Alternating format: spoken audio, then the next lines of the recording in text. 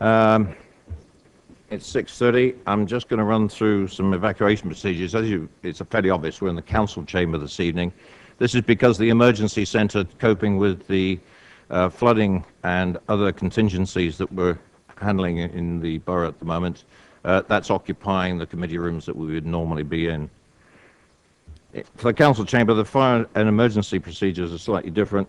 There are no fire alarms practices scheduled for this evening. If the fire alarm sounds, please evacuate the building immediately.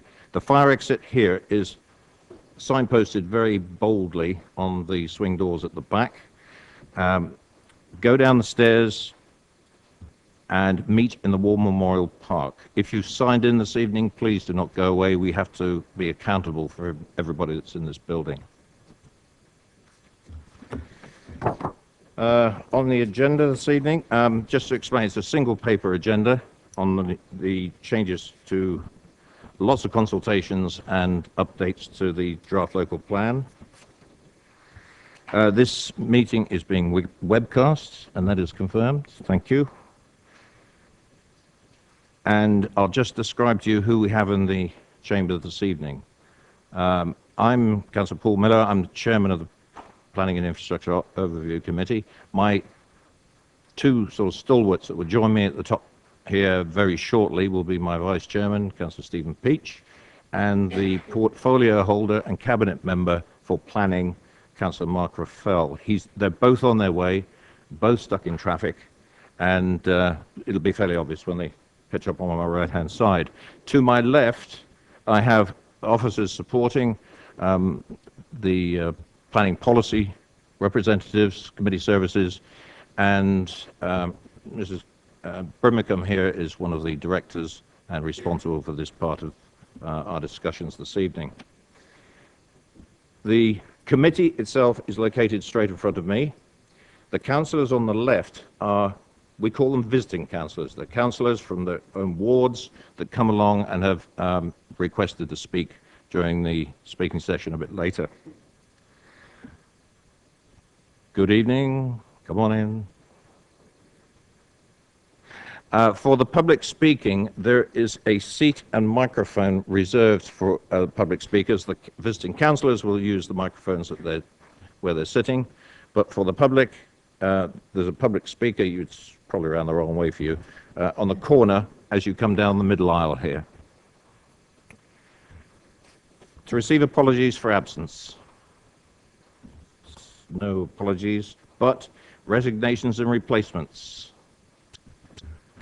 Councillor Sherlock, you are replacing Councillor Leake. Anybody else? Nope. Declarations or conflicts of interest or whipping decisions? There are none. Urgent items? There are none, but I've been notified of. To confirm the minutes, there are no minutes to be confirmed at this particular meeting. The last P&I on the 20th of February will be confirmed at the, well, it was going to be on the 20th of March. That meeting's now been cancelled, but the next available P&I, the minutes of the 20th of February meeting, will be confirmed then. Member and public participation upon issues within the agenda. I will come to that when we come to the public speaking. And Councillor Peach is now my able right-hand man. The portfolio holder will be here shortly, and he will essentially be overseeing the delivery of this paper and its discussions. There are no referrals from other committees or the council because this is a committee meeting in the progress towards achieving the draft local plan, and there are no issues referred to by cabinet. Now I'm going to come to a stop here at item number 12 on the agenda, which the title of it is Suggested Changes to Basingstoke Indeed Pre-Submission Local Plan. I'm going to hand over to Joe. Joe Brumley is working in the Planning Policy Department, and we're going to have a short presentation just to remind us what we're doing here, where we've got to, and where we're going. Over to you, Joe. Thank you, Chair. The report and its appendices outline the suggested changes to the pre-submission plan, primarily resulting from the consultation that took place the latter half of last year between August and October on the pre-submission, but also takes account of other work that's taken place subsequently, which includes some updates to some of the parts of the evidence base underpinning the plan. That includes an update to the strategic housing land availability assessment, the employment land review and the site assessment, and all committee members received links to those reports at the end of last week. It also builds upon a number of MAP meetings that took place between officers and members at the end of last year and the beginning of this, which concentrated on the development control policies of the plan, and also updates to the sustainability appraisal and the equalities impact assessment, which looked at the social, economic and environmental impacts of the changes, and also from the equalities point of view, the impacts on the borough's population. So just to run through the information that you've got, because there's quite a lot of it. In addition to the report itself, you've got Appendix 1, which is the draft revised plan, and that shows all the suggested changes as tracked changes, hopefully in red, so that shows deleted text and also new text view. Appendix 2 is the policies maps, which shows updates to the policies in light of those suggested changes. Then you have the schedule of changes, which was a large document, Appendix 3, which outlines all of those changes and relates them back to the original representations and officer responses, so it gives you the reasons behind those changes. We've also got Appendix 4, which is a brief appendix which summarises changes to the infrastructure delivery plan. And then Appendix 5, which is the updated sustainability appraisal of all of the policies. That's been placed in the group rooms because it's quite a hefty document. In addition to that, in the group rooms, committee members will be aware there's also a full schedule of all the representations that were received through the consultation, just for members' information. There's also there the evidence-based documents that I referred to, such as the employment land review, and they're all available on the council's website. So just running through very quickly some of the main suggested changes. In terms of the housing strategy, the principles of it really have remained unchanged. The housing number has stayed the same, and as a result there's been no additional site allocations. The approach to neighbourhood planning, for example, stays the same. There have been updates to the site policies with new criteria or amended criteria in some cases, and also the phasing in terms of when those sites were expected to come forward has also been amended. Changes to Many Down, which I'll come back to in a moment. Reduced development on the east of Basingstoke, where the yield has been reduced from 900 to 450, and also an increased yield at Kennel Farm, towards the southwest of the town, which has been increased to 310 in light of the recent appeal decision. This is the updated map of the Many Down site allocation, which should have been on the tables today, which is slightly different to the one that was sent around in the original pack. The overall boundaries have basically stayed the same. The only difference on this map is that it shows you perhaps more clearly how the western boundary has changed. So that area that's shaded in black and red, that shows that's the area that's now to be suggested to be included in the allocation. Other main changes, there's been quite a few changes to the employment section of the plan in light of the consultation and also the updated employment land review, and that includes the review of the designated strategic employment areas, their boundaries, there's been some deletions, some additions to those. It also picks up the requirement for the new site to be allocated in a future development plan document to provide land for distribution and storage uses. As members will be aware, there's also changes to the vast majority of the development management policies, which we went through in the maps, and that includes a new policy for older people, special accommodation, and also updates to some of the strategic gap boundaries, for example, but there are obviously many of those. As the report itself outlines, following this meeting, the report will go through to Cabinet and then full Council, and it's suggested that consultation on the revised pre-submission takes place following that, which will run for, suggested it's for 7 weeks, from the 25th of April to 13th of June. That consultation will only be on changes to the plan, not all of the plan.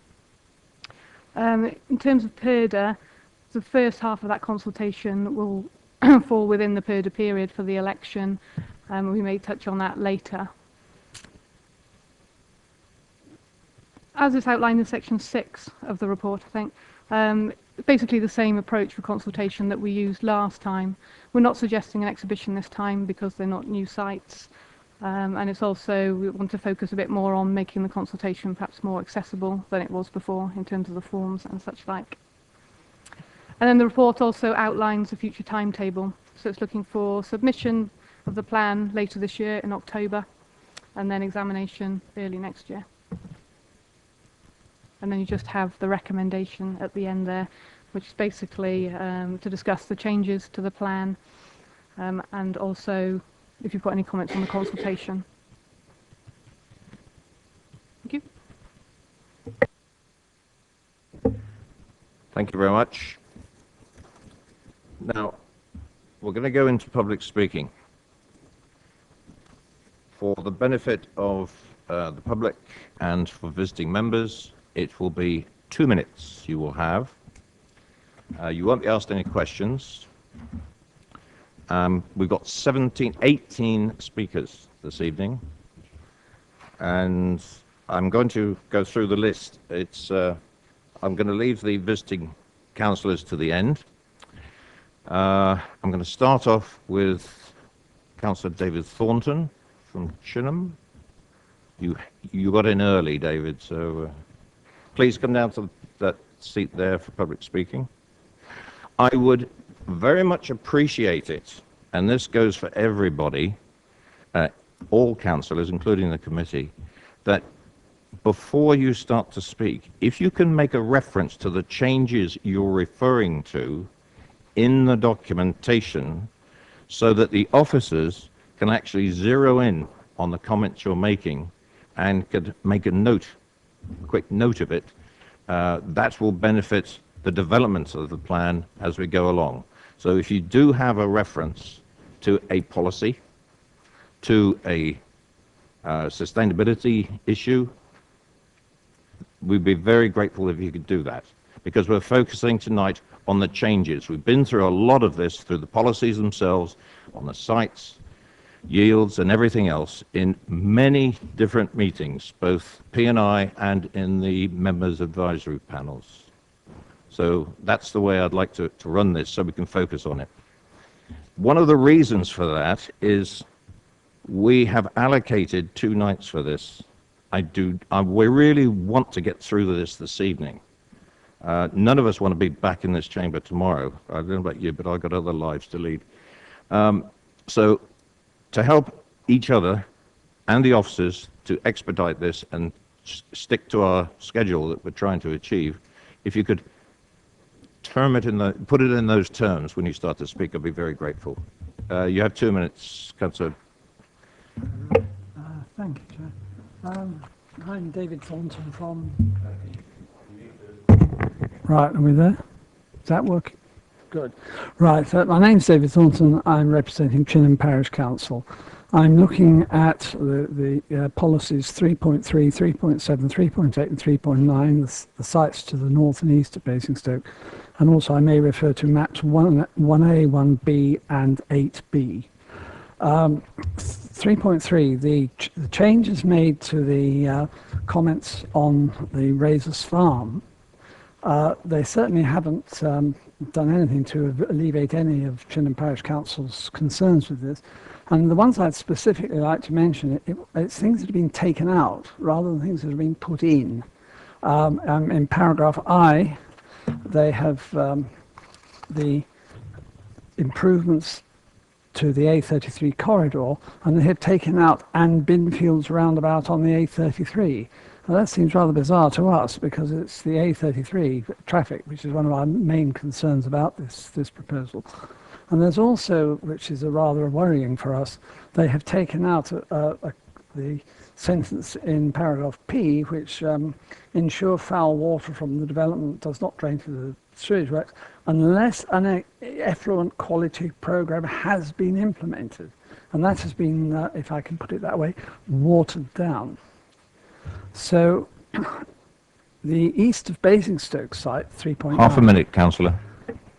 That has been reduced from 450 to 450 from 900. Why do we need the whole site? And if only half of it's going to be developed, why do we still need redlands? And the other point I would like to make is that the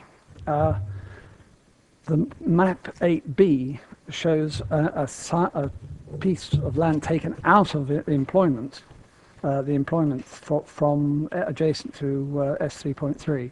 And we can't understand why, when we are obviously hoping for some expansion in our economy, why a piece of employment land should be removed. Thank you, Chair. Thank you very much, councillor. Jeff Burns.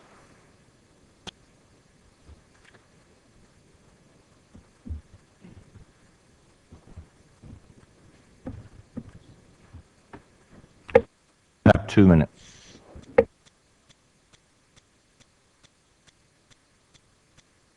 Yeah, could you put your microphone on, please? That one. If you Right. could just describe the topic you're going to be talking about. Okay, this is to do with sewage. Thank you.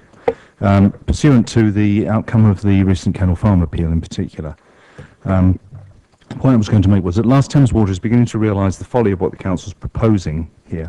It's finally pointing out the risks of building thousands of houses at one side of the town and then transferring the foul water and increasingly frequent stormwater right across the town through already overloaded sewers all the way to Chinham. It states in its comments on the original version of the plan, it is vital that sewage/wastewater treatment infrastructure is in place ahead of development if sewer flooding issues are to be avoided. It's also important not to underestimate the time required to deliver necessary infrastructure. For example, local network upgrades take around 18 months, sewage treatment work upgrades take 3 to 5 years. Even for the modest development at Kennel Farm, Thames Water required a Grampian condition to be imposed for the enlargement of 130 metres of main sewer underneath the Winchester Road and the A30. This will necessitate major roadworks for weeks. Just imagine what would be required if a further 1,000+ houses, such as proposed for the golf course, with all the attendant risks of downstream problems if the enlargement of main sewers proves inadequate.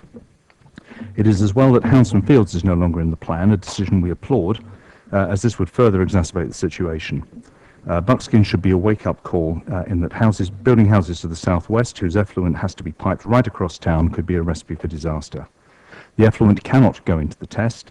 It all has to end up in the Loddon in any case. The only difference is that from Manydown, the golf course, Kennel Farm and Hounslow Fields, it will have to travel right across the town centre to do so.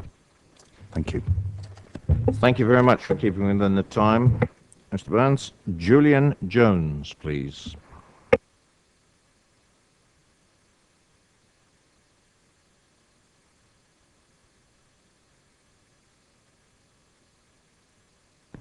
You have 2 minutes, Mr. Jones.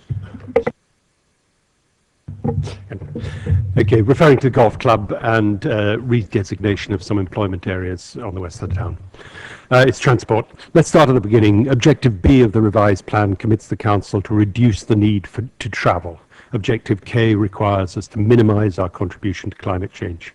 How can this possibly be consistent with policy SS311 to build 1,000 houses on the golf course, together with a further 550 houses on adjacent land at Kennel Farm, Kempshott Park Industrial Estate and Beggarwood? That's 15% of the total projected house building in the plan. These sites are over 4 miles from 80% of the employment areas in the borough, and at the very extremity of a long and already congested road network, which requires an estimated 21 million to make it fit for purpose. Both the inspector of the recent appeal and Hampshire County Council considered that Kennel Farm was only marginally sustainable in transport terms. These sites are even further to the south and west than the existing developments of Hatchwarren and Kempshott, which already have 80% of their residents travelling to work by car from the 2011 census, and have the lowest percentage of people travelling to work by bus, walking or cycling. These areas also have the highest long-distance out commuting ratios in the borough. In contrast, the northern part of many down, the sites to the north are much nearer to the employment areas, which are mainly in the north and northeast of the town, and could easily gain access to the road network that does not require travelling right through the centre or producing greatly increased amounts of CO2 around the town on the M3. How is building even more houses even further from employment and even closer to Junction 7 and the M3 in any way consistent with the plan's objectives of reducing the need to travel and minimising the contribution to climate change? At least the revised plan does not compound the folly by adding Hounslow Fields as a site for housing development. And just to add insult to injury, the revised plan now removes the strategic employment designation for Area N of Begwood and for Kempshott Park. If you could wind up, please. Yep, I'm right there. And weakens the protection of existing employment sites along the A30. That's the green buildings and the Mott's motorcycles. So there's little chance of any local employment whatsoever in this area except for some retail units. Thank you very much for your contribution. Gillian Bartrip, please.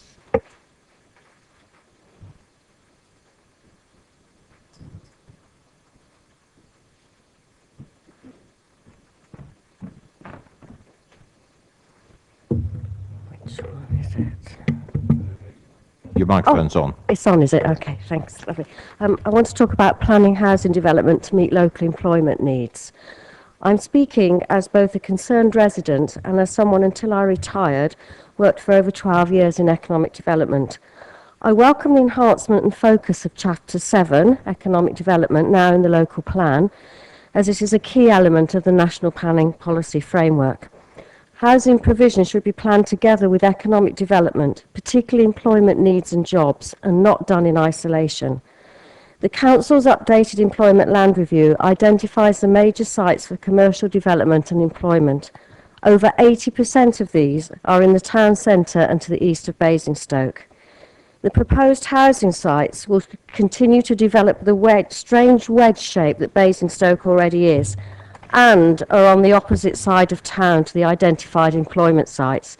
This is a serious disconnect, and if all these housing proposals go ahead, will mean at least three things. More cars on the A30 going through town, and it will be more cars as public transport from these areas can take up to an hour to get into the centre. More cars doing one stop on the motorway and getting off at the already congested Junction 6, and critically, more commuting to jobs outside the borough. I believe that to improve and sustain the economic prosperity of Basingstoke, we need to ensure the existing population, particularly the out-migrating professional and skilled workers, fill jobs created in the borough, and not build more commuter dormitories.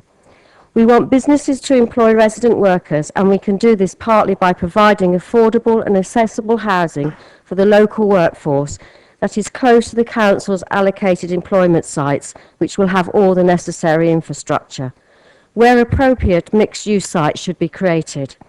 I urge the committee please to consider a more balanced approach, one that has housing development more closely aligned to and more accessible to the strategic employment sites where the new jobs will be. One that will meet the needs of employers and the local workforce and will minimise journey lengths to employment as required by the National Planning Policy Framework. Thank you. Thank you for keeping on time. Kate Tuck, please. Is Kate here? Kate's not here. She's asked if I can represent Salford and Country Watch instead. Is that all right? That's all right, Clive, yes. I think she's stuck in traffic, which is a great irony. Yes. You have 2 minutes. Thank you. I'm here from Salford Country Watch. We welcome many of the changes to the local plan pre-submission document, in particular that no further greenfield sites have been identified. However, we're still unclear why we're trying to impose a plan period on residents that is very much longer than that required by the NPPF. We remain concerned that the 18-year plan is exposing Basingstoke and Deane to a number of unnecessary risks, and we ask this P&I Ofcom to formally recommend adopting a 15-year plan for the following reasons. And I would say I think we actually have distributed a paper to most of the councillors in advance of this. The NPPF only requires 10 years with a recommendation of 15 years where possible. It's very clear that even the most revered forecasters caution against predicting socioeconomic indicators beyond even 3 years, so committing to an 18-year plan doesn't seem very rational. Basingstoke and Dean residents have overwhelmingly believed that the borough needs to catch its breath in terms of recent overdevelopment, so it makes no sense to leap from one period of high growth relative to our peer group into a commitment of 18 years when there is no statutory requirement to do so. It will give the borough greater flexibility in the selection of sites going forward. We would still maintain the holy grail of a 5-year land supply. The reduction in housing numbers would relieve the pressure on infrastructure that is already operating beyond capacity, especially in terms of traffic, water quality, sewage and schools. It would allow councillors to honour their election manifestos to minimise development on greenfield sites and respect the recommendation of our MP to use a precautionary approach to development and allow the borough to develop a credible and affordable investment plan to ensure the infrastructure is in place to support the housing number. We've circulated a paper, as I say, on this, and in conclusion, while there doesn't seem to be any documented evidence that requires an 18-year plan, indeed there's plenty of precedence for a 15-year plan, including from neighbouring, one I believe from a neighbouring borough. We ask that you, as our elected representatives, reflect the wishes of residents and ask officers to put all their energy and knowledge into developing a 15-year plan that would be lawful, rational and defendable. Thank you. Thank you for giving me time. Could you switch the microphone off, please, Clive? Sorry. That's okay. Thank you. Sheila Peacock.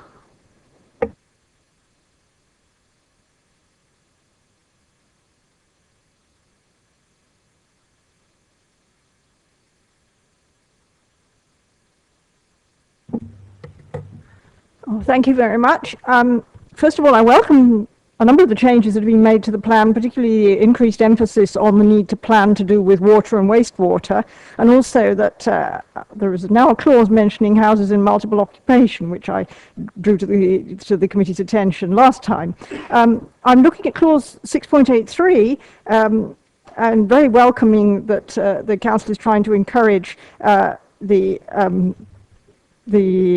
new buildings that are energy efficient, but I feel the lack of solid targets there, and noting that of course we need solid targets so that each planning application can be reviewed and put and the developers asked to fit in with a target of having a certain proportion of new housing that is of the highest possible green standard, for instance passive house, so that it will have the minimum carbon consumption, and also that the houses, that there should be a target for houses, individual houses and areas having renewable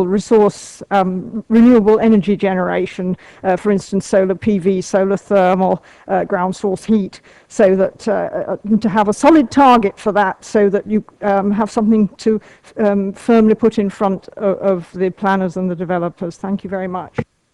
Thank you very much for that. Anthony Merriman, please.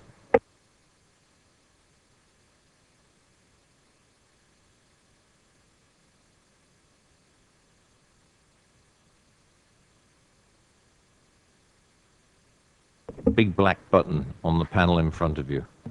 Thank you. Lovely, thank you. Just before you start the clock, Chair, could I ask, we sent a document out to the members of the committee, and if they wish to, it might be useful to refer to page 5 of that document at this point.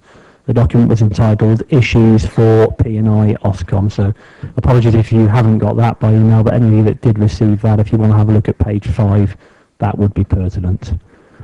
Thank you for allowing me to point that out, Chair. Could I also just quickly say, unfortunately I can't refer to specific changes in the plan.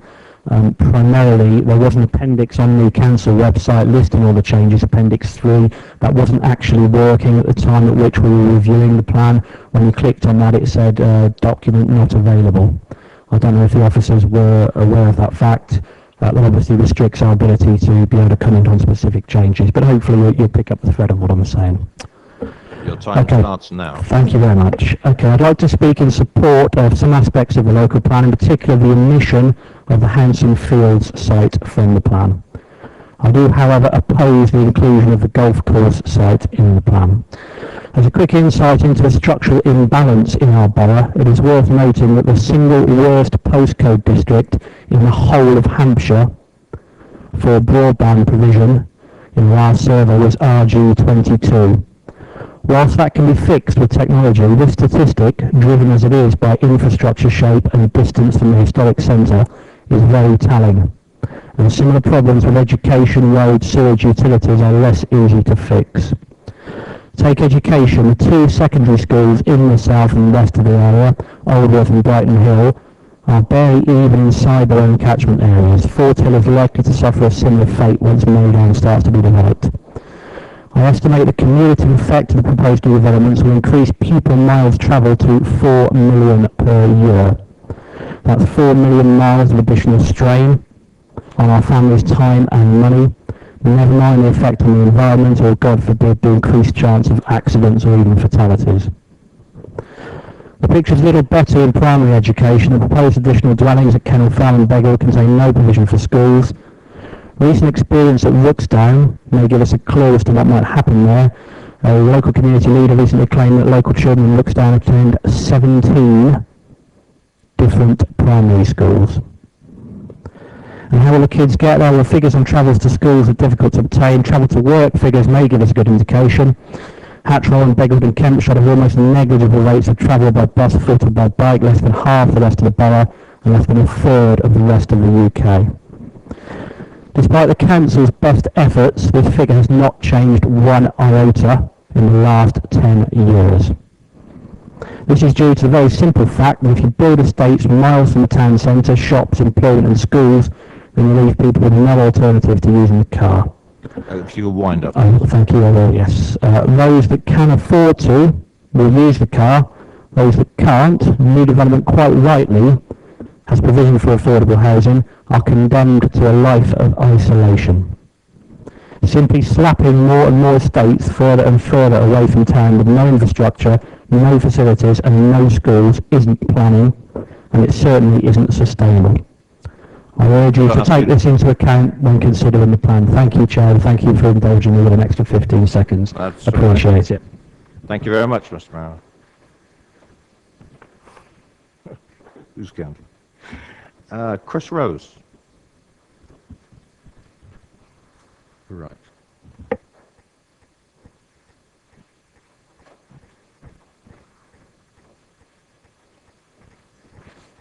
I'm speaking on behalf of the Old Down and Begwood Wildlife Group, and if you don't know where Old Down is, you can see it on map 1A, which shows it in the context of Kennel Farm, just north of where the Kennel Farm is going to be, and map 7A, which shows it in relation to the new strategic gap.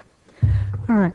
I'd like councillors to look at those maps, please. In the context of policy SS310 on page 47, I welcome the removal of policy O, which is the future removal of the future construction of dual carriageway as a continuation of a western bypass for Basingstoke from the B34000 to the M3 motorway at junction 7.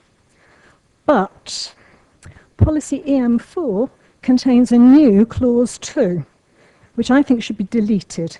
All right, it's on page 89. This is a weasel clause. It's a get out of jail free card on the grounds of overriding public need. Let me put that in context. Old Down was given to the local community for use for recreation as planning game for the development of Gabriel Park. Originally planted with the trees and shrubs and amenity grass, it's been transformed since 2007 by the Old Down and Begwood Wildlife Group with the support of the council. It's now become a flower-rich calcareous grassland with sink status granted in 2012. It's a riot of colour from April to September, has many red-listed species, and is visited by people from all over Basingstoke. And they come to enjoy the uninterrupted view across towards Hannington and the North Wessex Downs. And they look over the old Roman Road footpath, which is one of the last remaining bits of Roman Road which is accessible by foot. The original HBIC survey noted 107 plant species in 2008, and now we have 230. The reason I have a problem with that particular policy is that the council awarded protector status at the Housing Committee on January the 16th. That's to Old Down, assuming that's gone to Cabinet. Natural England has endorsed local nature reserve status, and the Council decision notice of October the 25th, 2013 decided that Old Down and Beg would merit local nature reserve status, but not yet. Chief Executive Tony Curtis, in a letter of the 14th of January, has declared it can't go ahead until the local plan is resolved, as they may need to put a road across Old Down to service the development of Many Downs South. Could I ask you to wind up? All right. It entirely sidelines their own environmental policies in EM1, 2, 4 and 5. Old Down has been embraced and cherished by the community. I think we deserve better than this, and the Council should comply with its own policies. Old Down should not be under threat, and it should be linked to the green corridor proposed for the Many Down woodlands in the plan. Thank you. Thank you for your contribution. Gary Sumner?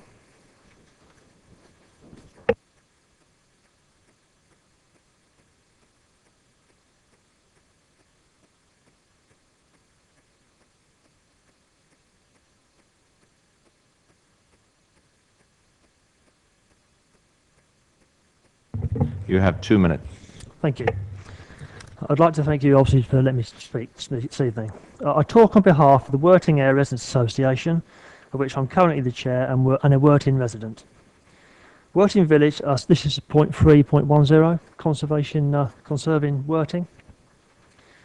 Worting Village was declared a conservation area by Basingstoke Borough Council in 1982, in recognition of the special architectural and historic interest of the hamlet. This decision was again reviewed and upheld in 2003. Under this council site allocation and a part of the Basingstoke local plan, obviously point 310 talks about the future development of Many Down. Conserving the integrity of Worting Village is paramount. There is a real pride and passion for the 37 homes forming the hamlet of and local residents. There is also great concern amongst the residents of Worting, neighbouring villages of Newfound and indeed Oakley, that the unprecedented development of Worting will lead to a green light and guaranteed development elsewhere. There seems to be great emphasis from the developer to develop the Worting farm site now, rather than, if approved, dealing with it in conjunction with the future Many Downs scheme. The proposer may well think that the development of 70 dwellings on this small parcel of land is small in scale compared to the wider Many Down development of 3,000 plus dwellings. However, this proposed development is against the policy 310 and, as stated before, if approved, will treble the size of the Worting village. We do not agree that the site at Worting Farm is a standalone site that can be developed without requiring significant improvements to the existing infrastructure, and will be dependent on the infrastructure required to secure the wider Many Down development. We would suggest that this is a speculative application from Genesis/Waits that makes a mockery of policy 3.10, and that the council needs to protect the Worting village now if it wants to adhere to that policy.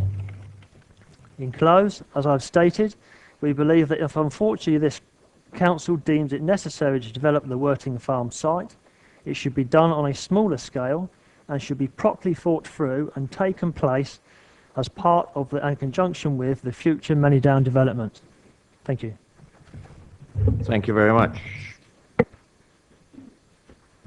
Paul Beavers, please.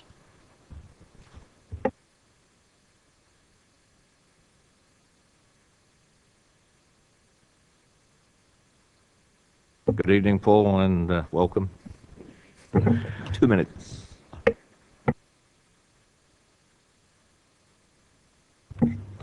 Paul Beavers, speaking about Many Down. Thank you. Landowners and planners are to be congratulated if they are signalling an aspiration to conserve the habitats and wildlife of Many Down. We still need to know whether the borough will commit to a viable space, placing nature, sustainable farming and woodland management at its heart, while enabling people to benefit, or are there other plans? The Hampshire Wildlife Trust paper titled Fresh Air and Exercise reinforced the need for more space. South Pack Lane has extensive national priority habitat registered as a sink. Many threatened species of flora and fauna that most people now never see need space to survive the unrelenting attrition from people development and industrialised farming that devours the countryside. Biodiversity 2020 was derived from an international agreement at Nagoya where 190 countries, including the UK, committed to halt biodiversity losses. The UK commitments included no net loss of priority habitats. The commitment included arable field margins and dependent species. This local plan already means net losses of this habitat in the north of Manydown. Development of sinks south of Pack Lane would mean even more significant, and I emphasise significant, net losses. Please rule out development south of Pack Lane. We need residents and councillors to face the reality that the degraded state of our natural environment is a consequence of our excesses, our ignorance, and of plans that deliberately ignore the evidence, the environmental evidence, because it is inconvenient. Planning is supposed to be evidence-led. Ignoring evidence because it is inconvenient has gone far too long. Thank you. Exactly on time. Thank you, Paul. Brian Langer. See. Yeah.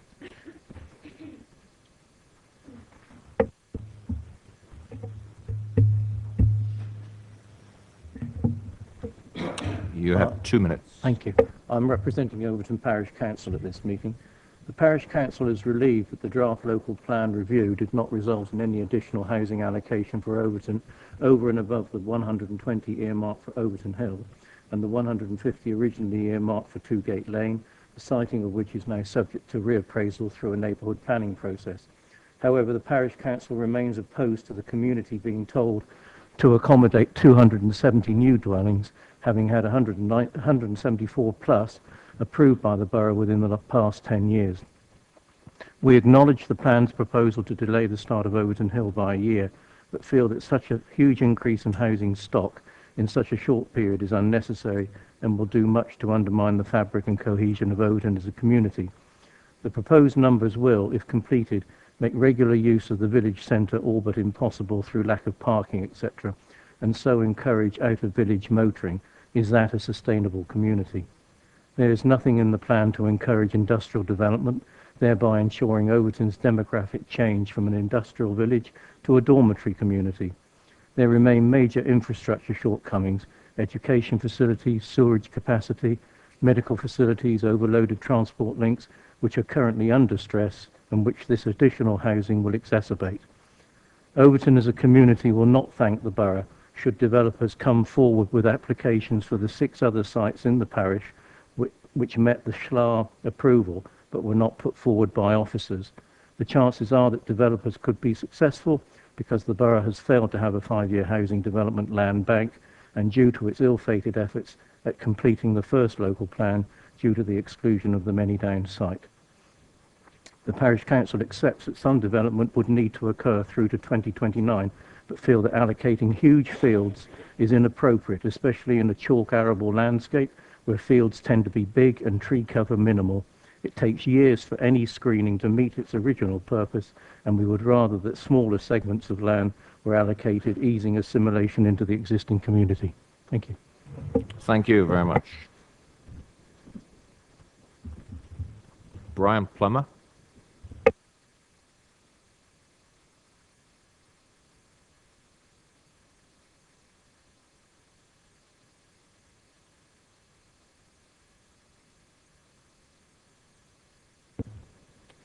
You have 2 minutes, sir.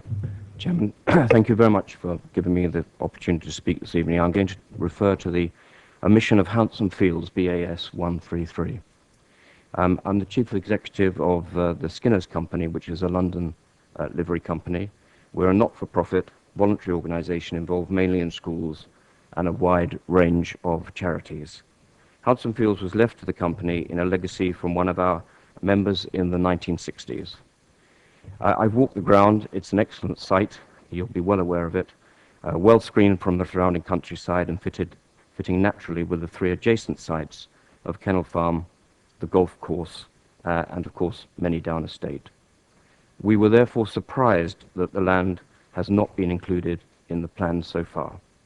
We commissioned and submitted our own landscape capacity review and outline plans showing a modest density development of 750 homes with small retail outlets, a GP surgery, a primary school, a village green, and very careful landscaping.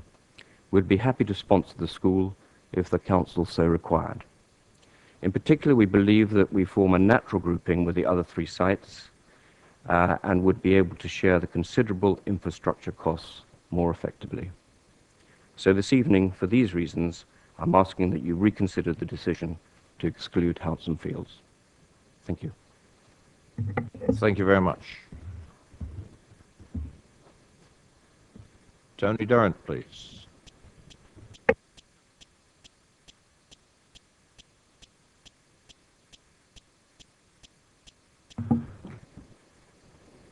Right, thank you for the opportunity to speak yet again at these meetings. I'm going to really refer to policies SS5 and CN1 in what I've been asked to say on behalf of the Parish Council.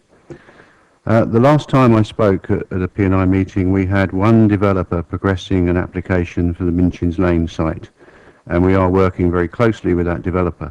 Since that time, another landowner has begun an application process for another 200 homes, that being on Strawberry Fields.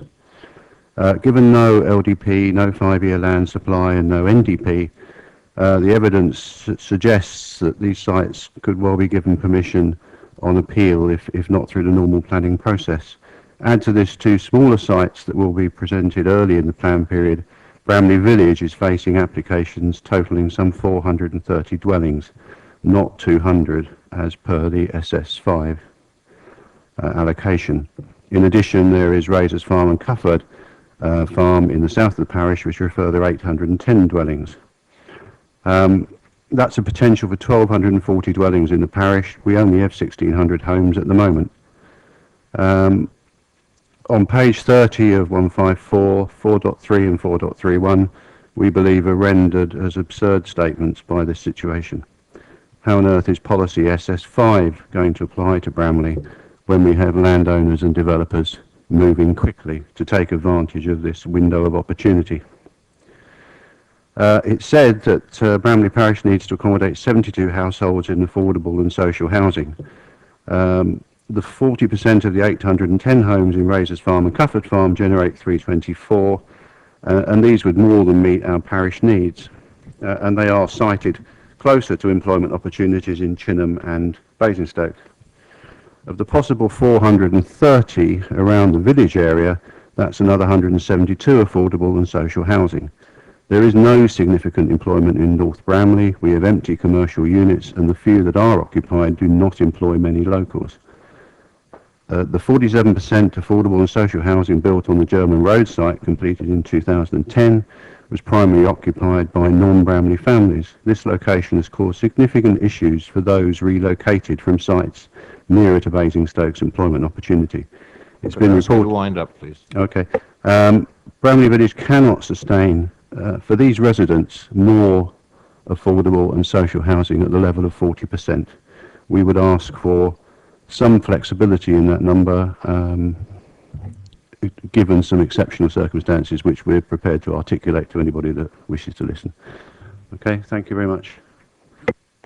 Thank you very much for that.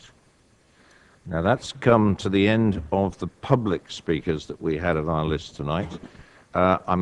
Before I move on to the visiting councillors, and what I'm going to do is sort of go left to right, really.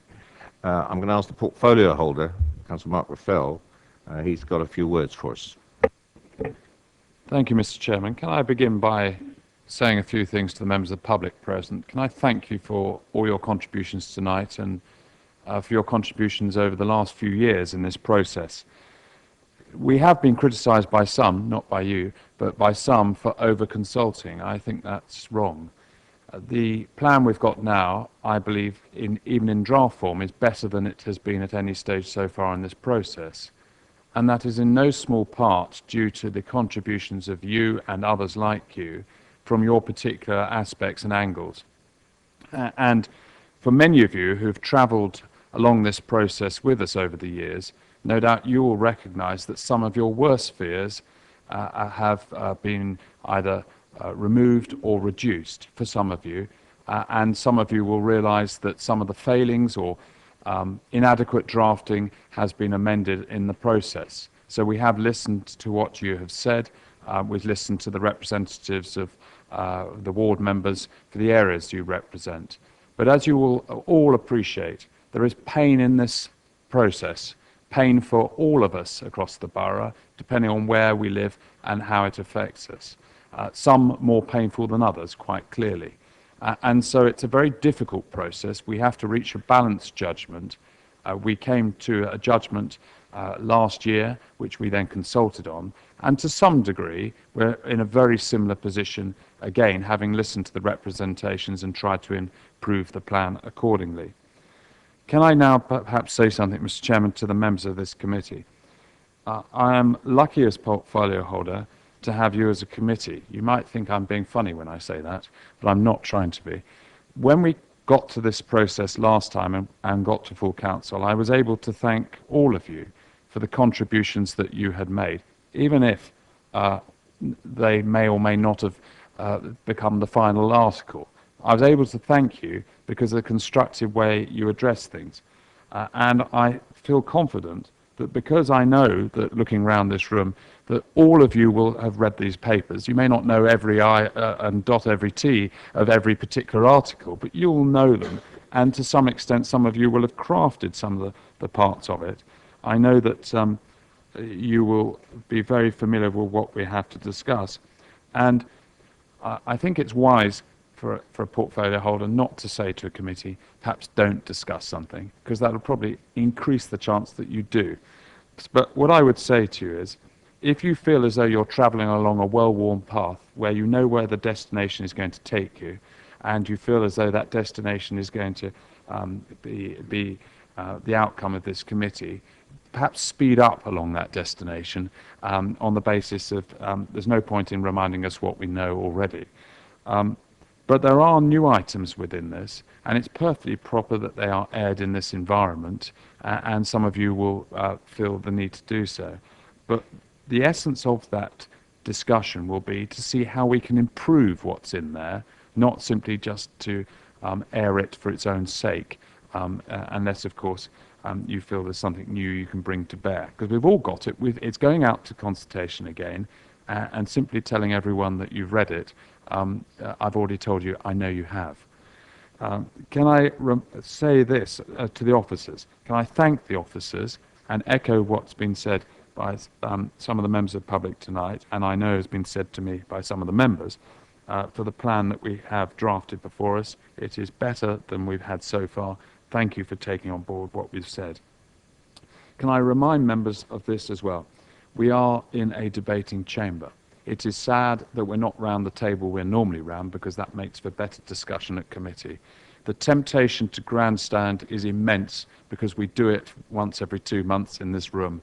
Can I remind you, please, to resist that temptation. If you find your colleague is doing, poke him or her, or do the appropriate thing to bring them back to the ground level, please.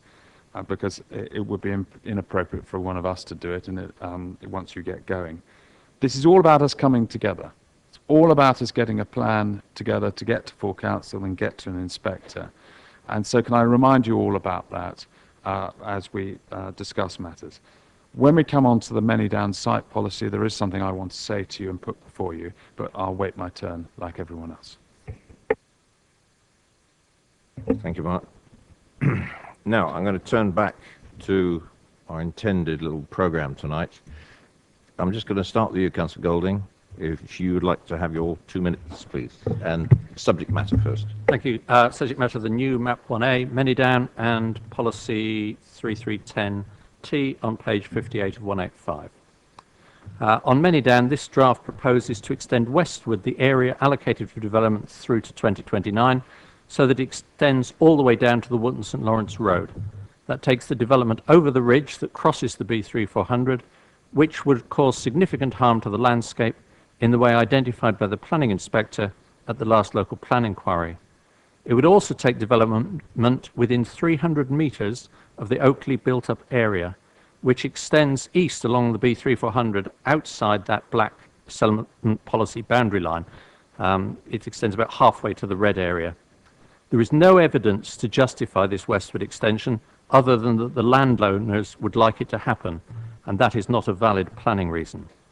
All the evidence indicates that there is plenty of room for 3,400 dwellings without crossing the ridgeline, even allowing for the need for multiple outlets and access points. We also have this new policy at 3.10T about land south of the railway line. Very curious. The Highways Authority responded to the last consultation saying they would object to development south of the railway line on the grounds of highway safety. And the landowners said they weren't even promoting it in the period through to 2029. And yet it's still there. There is no evidence that even the 300 houses mentioned in that policy could be developed without causing severe adverse impact on the local highway network. There is no basis for including that period of land in the allocation up to 2029.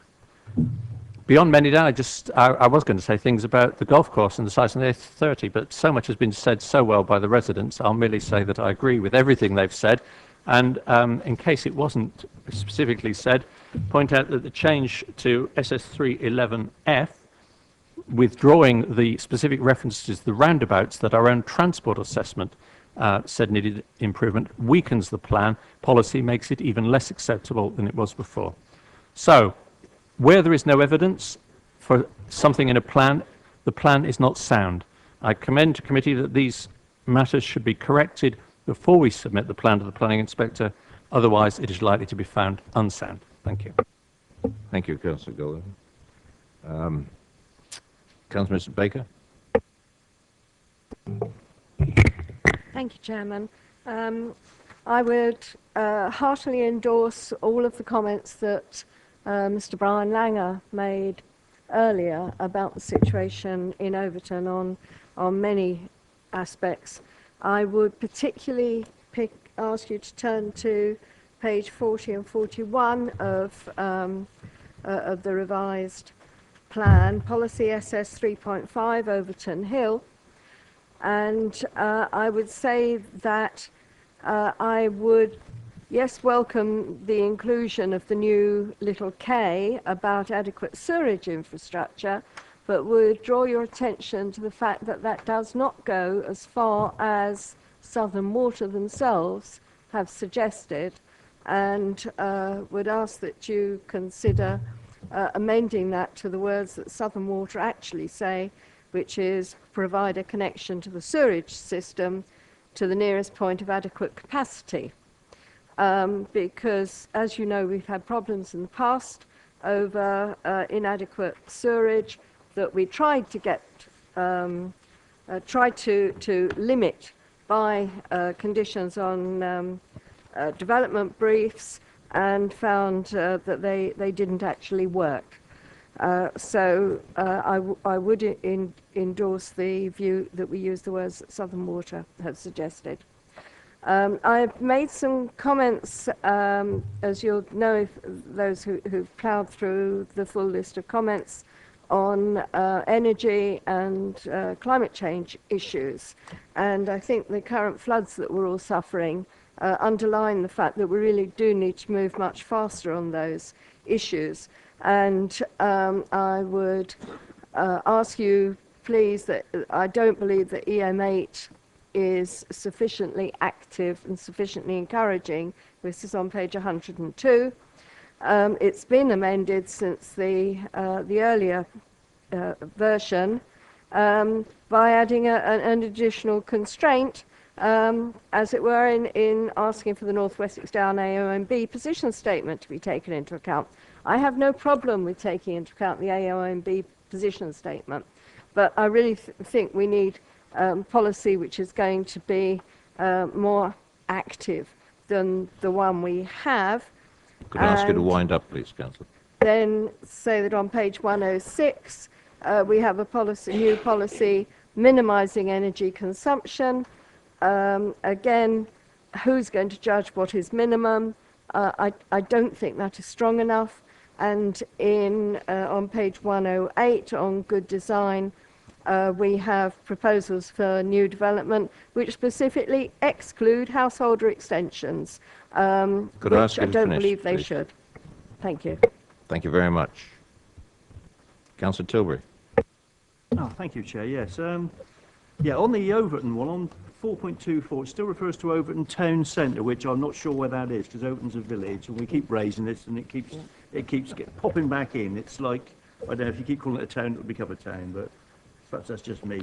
Paula and Brian have already raised the issue of sewage in Overton. Well, over Christmas and over the recent flooding we've had with the groundwater levels going up, we've had the sewers overflowing in Overton because the sewers are filling with water, because the pipes were put in the 1930s and they've been infiltrated all the way along the length. Not surprising, they plant them next to the river. So as the river goes up, the pipes just fill up. So we've got problems there already. That's without adding any more sewage on there. And the people who suffer are the people in the old part of the village. Not on all these new estates are up on the hillside, so they won't have a problem. It's the people in the bottom who get the problem. So can that be dealt with properly? And I think that's Paula suggested. Cade really doesn't go far enough. You know, we need a proper examination of what's wrong with the sewer there, because we've been going on about this for years, and all they do is keep adding more houses onto it and making it worse. It's unfair on the people who live there. On SS310 Manydown, well, yeah, my old favourite. I'm glad to see the dual carriageway is gone, and we did sort of suggest it wasn't a good idea to put it in the first place. Now we've not done so, we might not be here now. But on the Manydown map 1A, it's interesting, if you look at that, it would be useful if that one combined the Oakley strategic gap, because that isn't shown on there. Well, I've actually drawn it on there, and by the time you put that on there, it doesn't leave much left for any other development of Manydown. Bearing in mind the leader was talking the other day at a meeting of building 8,000 houses on there. Well, if we're going to build 3,400 in the red bit, that doesn't leave a lot of room in, on my map, the orange bit, the very thin bit that looks like that. I don't see how you're going to get 5,000 houses on there somehow. So is the strategic gap at Oakley, is that intended to last a long time? Well, I suspect not. It's probably just for this plan. And I'd certainly endorse what Councillor Golding was saying, and his colleague Diane's always raised this as well, that building on the site south of the railway is just not suitable at the moment. It needs to be part of a plan to build in the north, in the south, or the whole lot. And trying to tack even 300 houses onto that site, well, that's so many are in the old Kempshot Lane Park, and that causes enough of a problem. We've seen the problems at the moment that we're getting on the roads around here. You know, with the flooding at Buckskin, over it, you need a boat to get to it at the moment, or an amphibious car. You know, we can't deal with the problems we've got at the moment without building all this development. So, could I ask you to wind up, please? And I'd just say, smart growth. What happened to smart growth? Horace's favourite. It seems to have disappeared. We've just gone on for any old growth now. Thank you very much, Chair. Thank you. Councillor Berman. Thank you, Chair. I'd like to start by endorsing the remarks of Councillor Thornton on behalf of Chenham Parish Council, and also Solve and the suggestion that we try to seek to have a 15-year plan, because predictions are difficult, and over more than 15 it starts getting silly. I'd like to further endorse the remarks from Sheila Peacock. She's so right in the importance of having targets that have to be met, because this is our opportunity to make sure that we build to high standards. If it's not included in the local plan, we're back down to basics that planning rules require. So let's strengthen that in the way that's been suggested, and by Councillor Baker.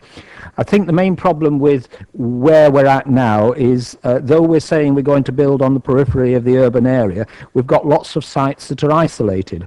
That's been made worse on what we persist in calling east of Basingstoke, but which is of course east of Chinham, where it's going to be made worse. And I say this with great regret, because I don't want to see any development on east of Chinham or in Redlands. But if one's going to do it, then to do it the way that's proposed now, I appreciate that the landowner has withdrawn some of the land, but that they can be persuaded differently, I'm quite sure.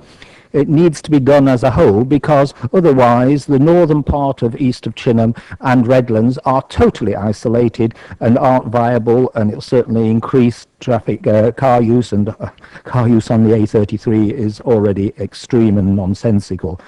The same with Razors Farm. We've been through all that. My colleague here on the left will be saying more about that, so I won't rehearse it.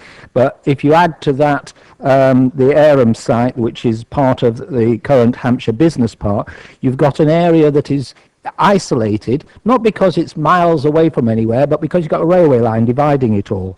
And we've had some traffic surveys done, that's Chinham Parish Council, and having more done, that prove that traffic is already a major headache.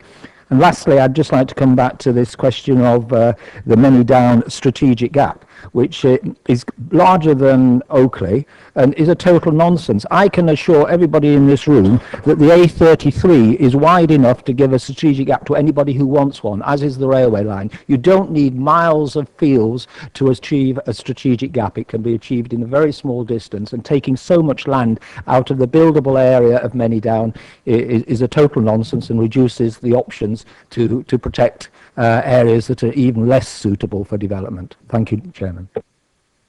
Thank you, Councillor Chris Donnan. Thank you, Chair. Well, I'll go straight into this. Policy SS 3.3 Razors Farm, page 49185. Firstly, in paragraph F, there's a typo. Sherfield Park should read Taylor's Farm. I put it to this committee that we now have an opportunity to remove this site from the local plan due to the Development Control Committee having concluded that this site is not sustainable. The opportunity arises as this site could be removed at this time, as we're about to go out for further consultation. Previous sites that DC objected to, subsequently granted on appeal, could not have been removed as the plan was out for its first consultation, so we couldn't have changed it. The concerns expressed at DC would mean that this site would be contrary to our new policy CN9, the transport on page 92 of 185. It would be contrary to policy EN1, landscape impact on page 97 of 185. And due to noise pollution from the MOD activity and industrial noise from air products, then it would be contrary to policy EM12, which again is pollution. So, demonstrated by the ability to find space for 400 extra houses at Many Down to help account for the loss of the 450 from the east of Basingstoke site, then the removal of Razors Farm, I believe, could easily be accommodated by further expansion of Many Down. Moving on to policy SS 3.8, Upper Cuffold Farm, I have a question, paragraph F. Why have we removed the reference to the safeguarded link road through Taylor's Farm? Again, moving on and endorsing Chinham Parish Council and the comment by Councillor Bierman of the Oriam site on map 8B about the employment land and premises review. I just would like to understand the justification for altering the boundary, and also note that the plan says well, it doesn't actually refer to the Hampshire Business Park as well as the Chinham Business Park, so it's a sort of typo. Moving on to Bramley, in section 4, delivery of the strategy, there's paragraphs 4.29, 4.30. As again, I endorse the Bramley Parish Councillor, who was referring to the fact we have potentially 400 houses for the centre of the village about to hit the, well, it's hit the public domain. So I think it's a little risky to put some of those words in those paragraphs, because I think we might just get laughed at, which I'm a bit worried about. Other detailed points I have, policy SS3, Greenfield site allocations, there's a reference on page 47 of 185. I'd like to understand what mechanism would exist to ensure that master planning would be jointly undertaken by multiple developers. We're talking about developers and sites next door to each other, but it's going to be multiple developers, and how they're going to, consult, or how we can help them make it work rather than just look after their own affairs. Could you wind up, please? Okay, and the very last point, as I was disappointed to see several references to carbon efficiency and carbon emissions that were removed from the spatial strategy section 3. Thank you very much. Thank you, members.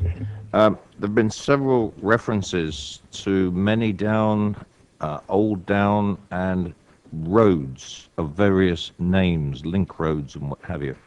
I'm going to pass over to the portfolio holder, who has some words to say on this particular subject. When we discussed policy SS 3.10, which is on page 45 of 172, can I just ask you to turn to it? When we discussed it previously, it was the will of the P&I committee, and therefore my recommendation to Cabinet, and the majority agreed at full council, that the wording should include reference to a western relief road, western bypass.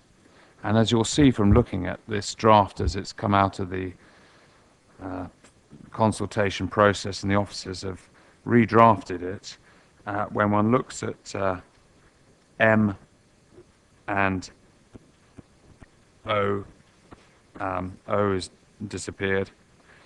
There is no reference now to a western bypass. And it had seemed to me that that was a very firm indication and desire of the P&I committee, having thought about it very carefully, that they wanted a western bypass. And I was concerned by the current drafting, which seems to suggest that the link road that would go through the land that's going to be developed, the red patch on here,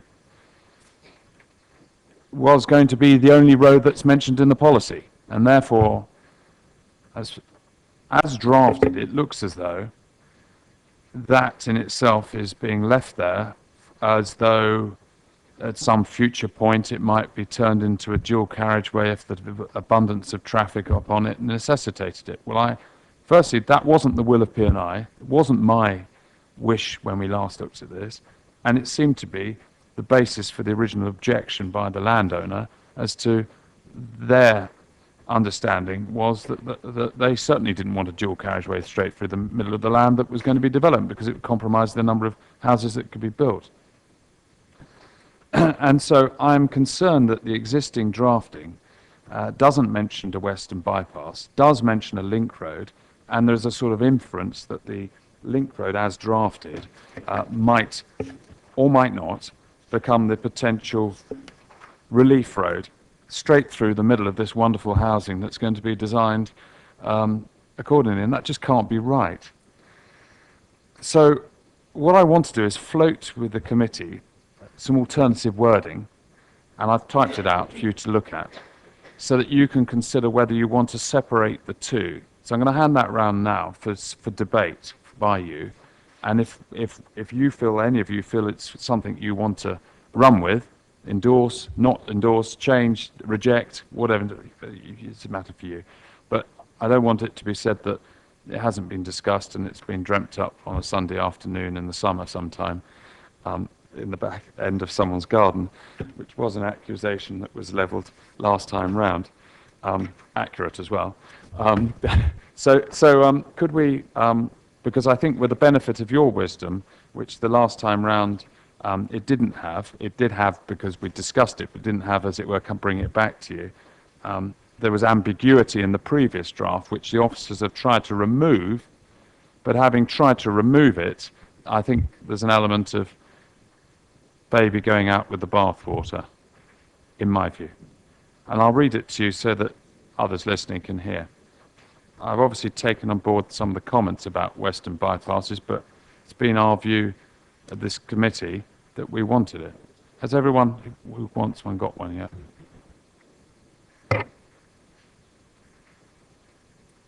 So what I've tried to do is separate out into... Andrew, can you make sure the chairman's got a copy? He has. Good, sorry. Good. Okay. I've tried to separate it out into two things. One, dealing with whatever the road is going through the sites. And I've said include the provision of a road through the allocated sites. That is the area that's going to be developed in red. Linking them to each other and to the existing communities, meaning other areas that are grey and above and beyond, and to provide the ability to connect to potential future sites to the south, with the location of the road being determined through the master planning process. Regard shall be had to the optimum location for this road to cross the railway line or lines.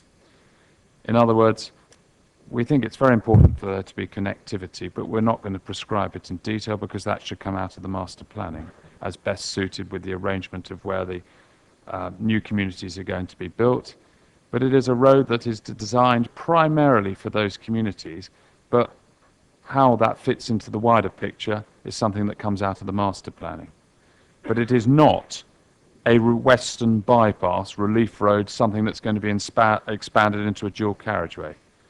It is the essential road that will connect up the planning process and the new sites in the area in red.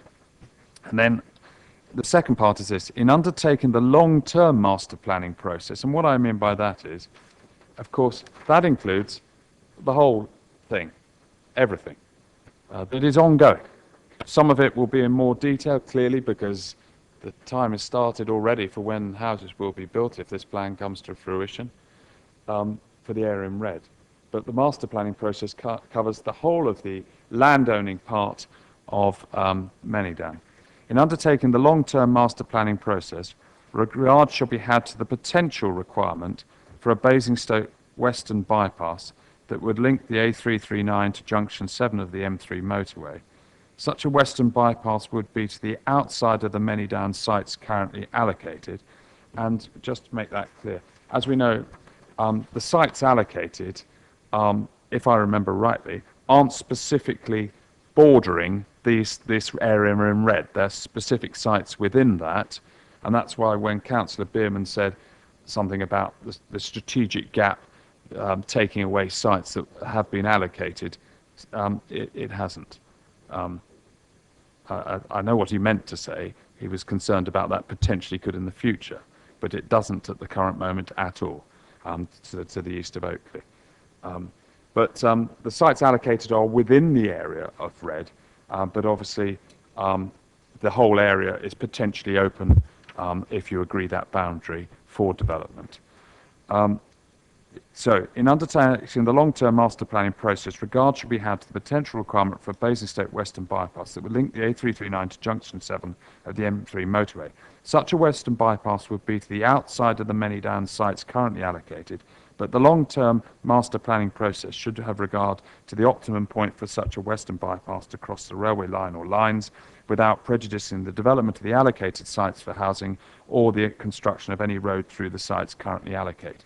In other words, it doesn't undermine the desire to deliver the best type of housing on here, and doesn't compromise the deliverability of the numbers of houses that could be developed on here, that the master planning that the landowner wants to put together and that we as an authority want to put together will come forward with. So in other words, it puts into the mix the western bypass without actually, the only little bit that it actually suggests is that they need to have regard to the optimum crossing of the railway, which we have to say, because if we didn't say that, I feel that it wouldn't deal with it properly. And so the purpose of this, and then I'll stop in a minute, is to make it clear that two roads are distinct and different in function. One is essential to the cohesive layout of the sites and is not a relief road. The other is a relief road, which has limited impact upon the sites. And I would submit these statements address the concerns in the original objection by the landowner, namely that the bypass should not go through the sites allocated. But I'll leave it for you to discuss. Thank you very much. The way I want to play this one, I'm not jumping into debate on this particular one. We're going to get there eventually. But now I'd like to move on to the recommendations that we have before us this evening. And this is your time to come into play, members of the committee. We have on page 2 of 8 of the paper B, page 5 of 185, under the recommendation, there are 2 bullet points. I'd like to take these bullet points by the... Okay, 2 bullet points up on the screen. I'd like to take each bullet point one at a time and offer you the opportunity to ask questions of officers. I'd like you also to identify what changes you're going to be referring to in your questions to the officers, and obviously your observations will make a note of the question and answers as they come up. When the first bullet has been addressed, then we'll move on to the second bullet, and you'll have another opportunity to the approach to consultation and some of the issues that we've had in previous consultations. But the first bullet is the presented changes to the draft revised pre-submission local plan. Questions, members? Councillor Harvey. Thank you. Can I go to page 34 of 185 to start with? At the top of the page, we now refer to effectively a reduction of 5,000 to 4,000 jobs. What I'd like to understand is we've obviously had the employment study, we've had our economic strategy now produced that clearly the leader spoke on in terms of driving growth, and also the LEP was pushing for growth. We're reducing the number of jobs that we're now seeking to create. Does that now, in response, justify the 748 rather than the 800 figure that was previously being justified by our consultants? Have we reduced the number to try and make the two match, really? Why have we suddenly dropped it? Because for me, it doesn't sit with where the economic strategy and the LEP are driving.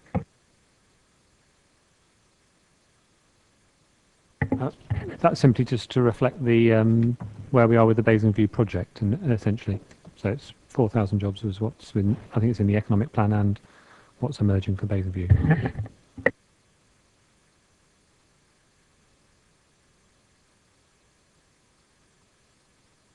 No other questions, members? Well, fine. Please put your hands up so you can go on the list. Councillor Gary Watts. Policy SS2 regeneration, just in light of the flooding in Buckskin. That's page 44 of 185 or 33 of 172.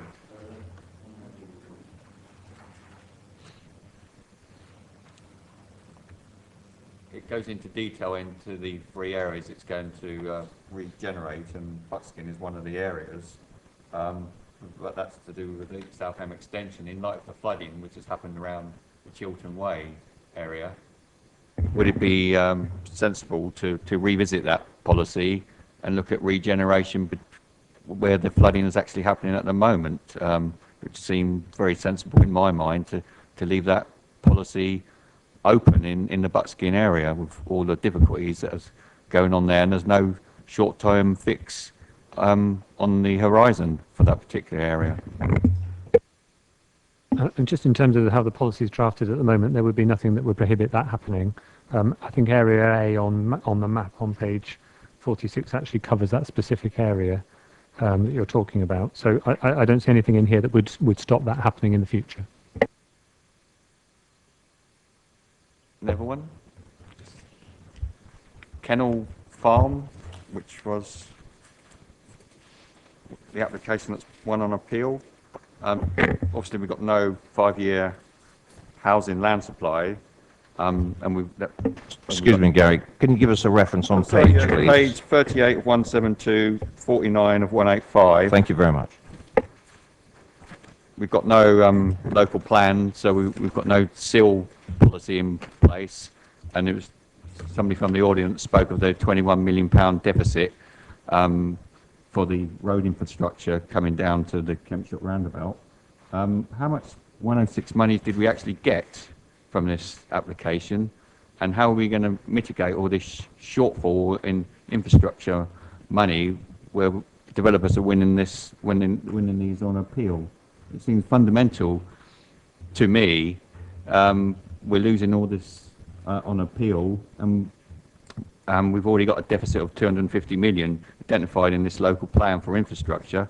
How are we going to mitigate all those losses? And I don't see any reference to it in this. I don't know what's the Section 106 for Kennel Farm actually states, so that will be dependent on that agreement.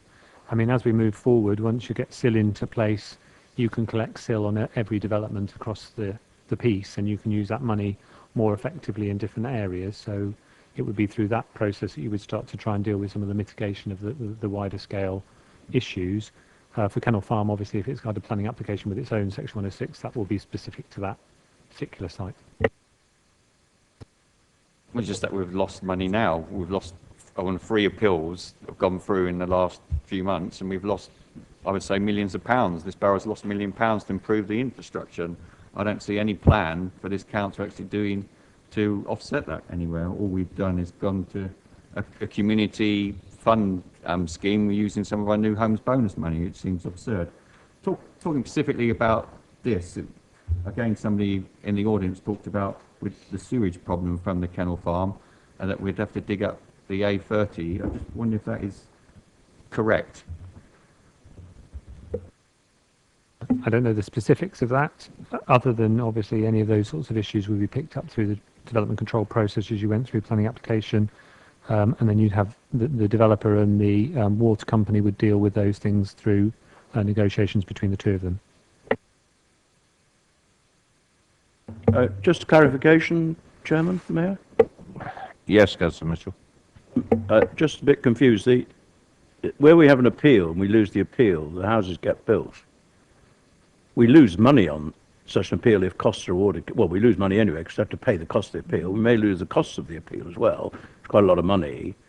But with those appeals, we still get Section 106 money in the same way as we would if they were being developed as sites allocated in the local plan. So I'm not quite sure that there's no money lost to infrastructure as far as I can make out, because the local plan doesn't explicitly set specific amounts to be paid for infrastructure by allocated sites, and I assume that they pay SIL, etc., like everything else, and they pay proportionately according to the weight they're putting on the traffic network. So we lose money as a council, but we don't lose infrastructure money. I'd just like to understand from officers whether I'm right in my understanding of that.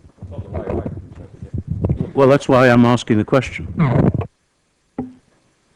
Just in terms of the planning application, even if it's lost on appeal, there would be a Section 106 agreement which would deal with all the mitigations of that particular site.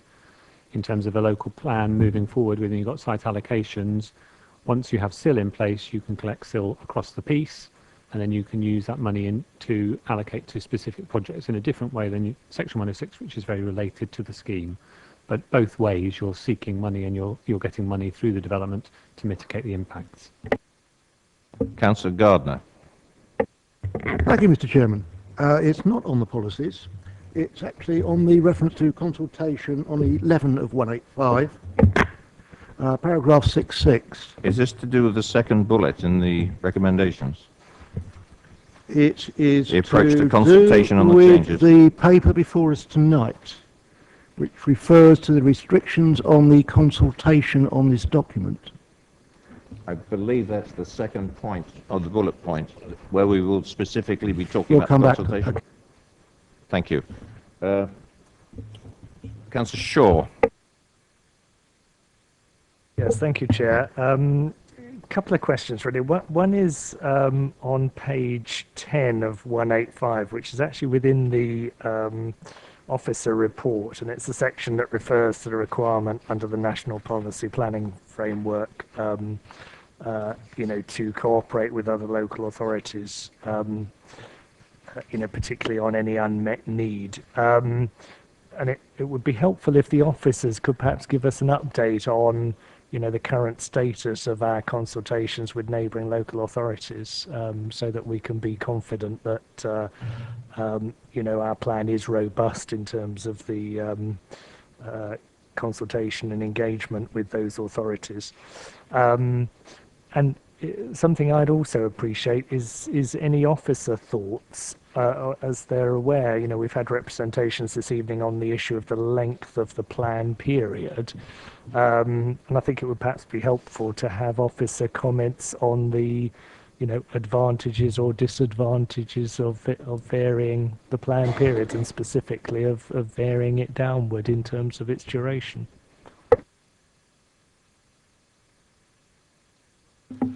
Just in terms of the surrounding local authorities, through the consultation we had two concerns that came in from Hart and from Rushmore, specifically around the housing number. They've asked us some specific questions which we've been working with them on, in particular in terms of meeting unmet need. Had a conversation today, in fact, with Tess Valley, who are just consulting on their plan. We had some queries about their number and what they were meeting, what they weren't meeting. West Berkshire, we've had the same sorts of conversations. They didn't object on the number from memory to the plan. So as we go through the process, again, as we consult again, we would continue with those negotiations and discussions with them. We also talk to them about other issues that affect us. So, for instance, with West Berkshire and Woking, we talk about the ONR restrictions around Tadley, cross-boundary issues. So that's where we are with those particular issues. In terms of the length of the plan period, we've always worked to the basis that you would have a 15-year plan period from the point at which you adopt the plan. At the moment, the adoption date is something like 2015, so if you take it through to 2029, we're actually a 14-year plan. There's no plan in place until it's adopted and agreed by council. So that's our view, that at the moment we're taking forward the plan that we put out for consultation with minimal changes. If I could just sort of ask a supplementary, because you know, your response is very clear in terms of, you know, the officer position, but to what extent have officers, you know, looked at the advantages and disadvantages and merits or demerits of varying the plan period? Because I can imagine, you know, that there are actually, you know, some advantages in varying it, some disadvantages, and it would be helpful, I think, from, you know, from the point of view of the process as a whole, to have those, you know, advantages or relative disadvantages of different plan lengths, you know, analysed in some way, so that a you know, a rational view can ultimately be taken about what the most appropriate length is. I suppose from the first point I would say is that we took guidance from the fact that the council had already agreed a plan that went to 2029, so we worked within the parameters of that. I think if we'd been looking for much higher numbers, for instance, we may have had to have looked at how the plan shaped up and what sites we might bring forward. Obviously, for the majority of people who would see a shorter plan period, the advantage would be you would have to include less sites. That's essentially it. That doesn't help you on some of the larger sites in terms of their delivery and bringing those forward. So our view has been to stick with that same plan period as suggested and agreed by council. Councillor Mr. James. Thank you. One of the members of the public asked about map 8B as to why it had been taken out. Could you tell me why that has? The Chinham Business Park, the employment area.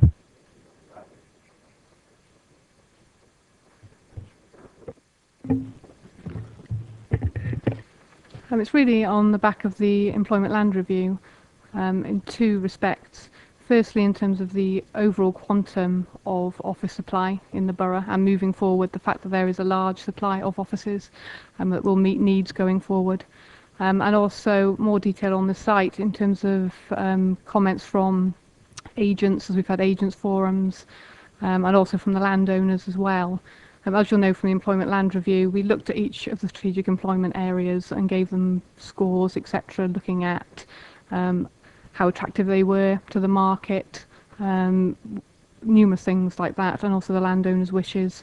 In light of all those factors, it was considered that this site would be suitable for deallocation. Yeah, that's it. I've got a couple of supplementaries in relation to that. Is there existing employment on that site at the moment? That site is currently vacant. There isn't any employment on there at the moment. And also, in relation to page 27, the very first line that talks about gross additional office floor space required. Not quite clear what the actual number should be. It did say 100, and it goes on. But now it seems to say 124. Not quite sure what the number is. So that 127. So the number's gone up. It was 108. How shall we read that number?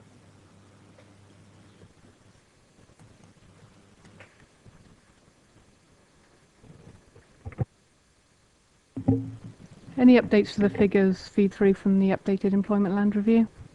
So that's where that comes from.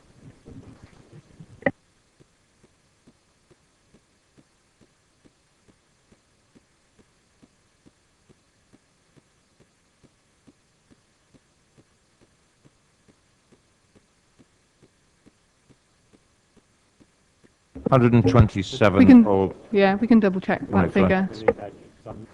Check that came from. It seems to, yeah.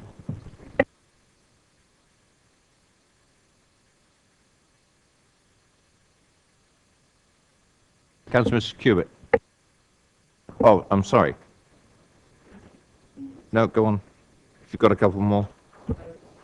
Page 51, on the site policy regarding the North of Popley Fields, paragraph K has been deleted, which was about securing strategic biodiversity enhancements. Why? Why has that been deleted?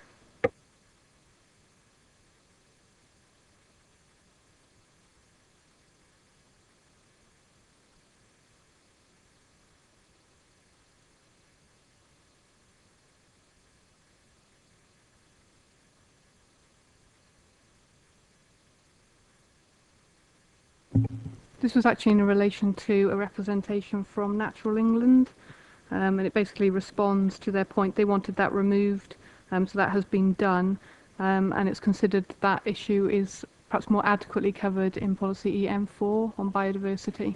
So that was their view, and we've gone along with Natural England's view.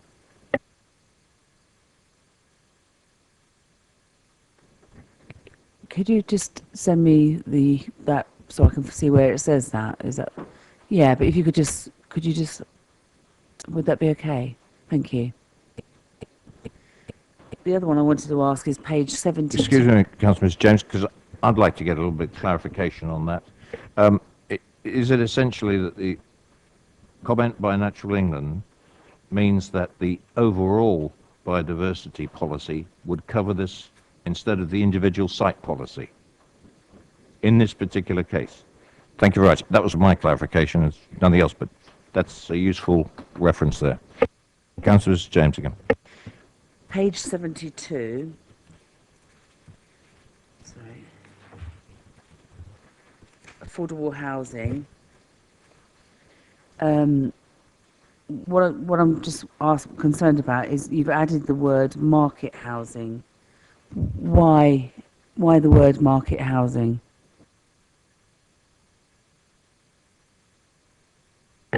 Just provides clarity on the point at which you would be seeking the 40, you'd always seek the 40% on a site where it was delivering market housing, essentially. I mean, that's all it's saying, is that on a site where market housing exists, you would seek the 40%. If it was a whole 100% affordable housing site, you wouldn't need to, you wouldn't have that reference, it would just happen naturally. Sorry, I'm just a little bit confused by that. So if it was a site, where wouldn't it be market housing? Or where would it be a different policy? Where would it be a different policy? So if you could just speak me. Is it, you know, Paul's just saying, would it be on land that we own? Or could you just... It's just essentially saying that on market housing schemes, so schemes that come through the development control process, you would seek 40% affordable housing. The only place where you wouldn't apply that policy would be if on a scheme where it was 100% or higher than the 50%. So if it's 100% affordable housing, it wouldn't be a market housing scheme, so it wouldn't require the policy requirement. And the other one I have is in relation to the housing mix policy on page 76. I think we're getting, it's not your fault, by the way, there's 2 page references on these. Can I make a suggestion that we use the page numbering in the bottom right, because that incorporates 185. So whatever your page number, if you could use that bottom right That's reference. what I'm doing. Yeah, good. Thank you very much. Page 76, where it talks about housing mix policy. What I'm concerned about is you've deleted the whole section that relates to 2 and 3 bed houses. And that worries me immensely, because we're going to end up with 1 bedroom units, predominantly 1 bedroom flats. Why have we done that? I think, as we explained at the map, we were trying to make this a more flexible policy that responded specifically to all the evidence that we had, and that this is now looking for a range of and size and types across the piece, and then it would be appropriate to specific locations rather than a catch-all that you must do something the same thing in every location. There's no intimation in there that that's directing towards a particular type. It's just giving a mix across the piece. So each scheme comes forward and provides a mix of variety of houses types that would suit the location and also the needs in the area. My only concern about that is, and I could give you examples within my own ward, is that because of housing need and what we've got at the moment and how that's determined, and I have concerns about that in itself, but we would end up with one-bedroom units, and the developer could provide that evidence in relation to need, whether it's right or wrong, but I think it leaves us incredibly vulnerable, and I'd ask us to look again at that. And I'm not sure it's going to deliver what you want, and I think we're just vulnerable to developers who will develop something quite different. I mean, obviously, if there's a need in the area for a particular type of residential unit, then that would be, whether it be a one-bedroom flat or whether it be a four-bedroom house, then if there is a reason for that, and that can be demonstrated through a planning application, then that would be acceptable. I think this is trying to say, you know, a mix is what we want across the piece, and we're not being so specific as we were before, and this gives the flexibility to consider each scheme on its merits. Right, I'm going to move on to Councillor Cubitt. Thank you, Chair. Just very briefly on corporate implications in the preamble to the plan. It talks about financial implications, clause 4, page 7 of 185. And I just wondered why we don't state that one of the financial implications also is obviously the receipts that we will get from the development of Manydown, which will have a positive impact as opposed to just focusing on the outflows of monies that will be required for the infrastructure. So if I could just park that with you, and that's a question. Obviously, because it's a planning report and the local plan, we're not involved in the local, the landowning side or the monetary funding there. That would obviously get picked up in any reports to EPP or the new Manydown Oscom related to Manydown. In here, we're just dealing with the financial impacts of preparing and taking forward a local plan. Okay, I accept that answer, Andrew, but I think certainly when this went to court, the planning QCs and the judge said that whilst there is a distinguished line between the two roles, we are one entity and it is our receipts, our monies. And therefore, whilst I accept from a planning perspective that's an answer, I think this document should include in that section that one of the corporate financial implications of this document is that there will be significant potential inflows of receipts that will be able to pay for some of these outflows in expenditure, and I think that would be a more correct and honest picture. But that's my opinion. Right, now if I could just go through very quickly with the rest of the questions.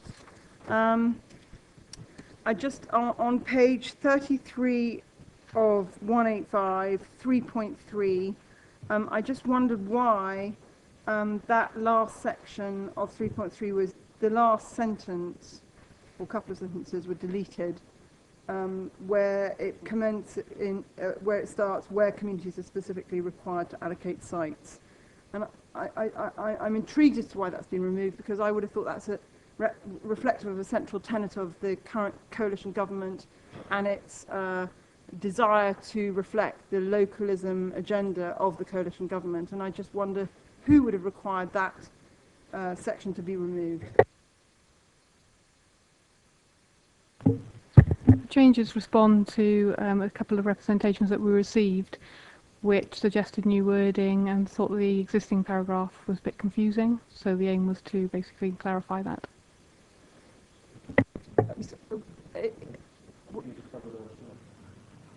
But the representations that were received in the consultation, were these of our residents, or were they developers, or who were they?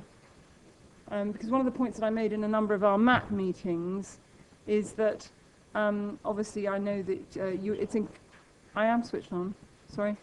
Obviously one of the things that I've raised in a number of the MAP meetings that we held was that whilst, of course, it is incumbent upon us to acknowledge and take on board the comments raised by all parties of the consultation, I do believe that the interests of our residents have to be paramount and certainly reflective of the current coalition government's agenda of localism. So I can't imagine either the parish councils asking that to be removed, and I can't imagine any residents asking for that to be removed. So it's rather odd that it's been removed, and I can't quite understand the drivers behind it.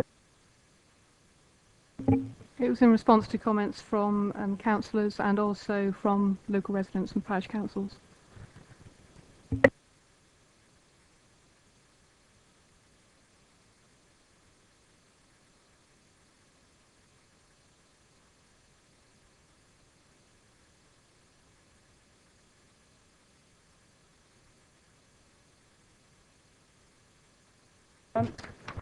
In terms of the comments, and numerous comments have been raised in regard to the length of the plan, and certainly I know in consultation numerous residents have requested that instead of us going out for 18 years from 2011, we should reflect the national framework, which only demands of us 10.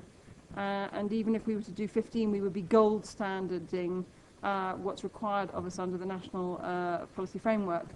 So in view of the fact that we've agreed to acknowledge and amend this plan to reflect the interests of the residents, I would request the portfolio holder and the planning department to reconsider the length of the plan to reflect the interests of numerous residents' requests that it be reduced to 15, and that the maturity of the plan goes out to 2026 and not 2029.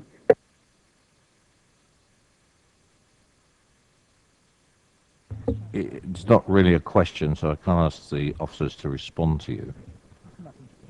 No doubt you can bring that up in debate, Councillor Cubitt. Do you have another question? Yeah.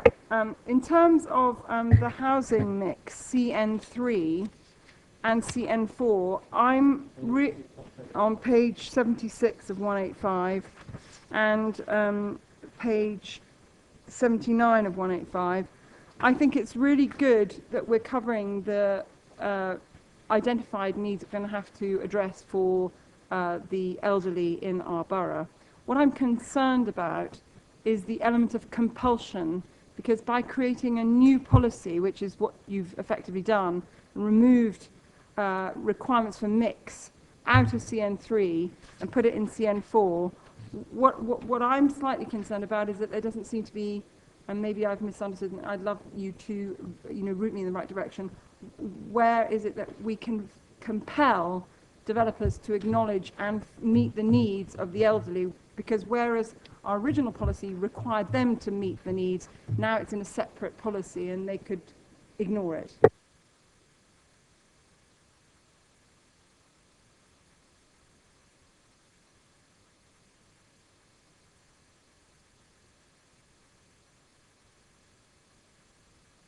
I think that the mixed policy would apply to market housing, which could apply to older people. This was being, because of our older demographic as we move through the plan period, this was trying to be a bit more specific about meeting specific needs for older people. The compulsion part between the two I don't think is a problem, because if an area required some housing for older people, generally the market would provide that, and this is just really how we might deal with that through the two policies. I don't know if you've got... I was just going to say that in the housing mix policy, where it talks about a range of housing types, and that includes housing for the elderly, of course, and then in D, where we're saying about adaptable housing to enable people to stay in their homes as their needs change, and that's particularly aimed as well at the elderly population.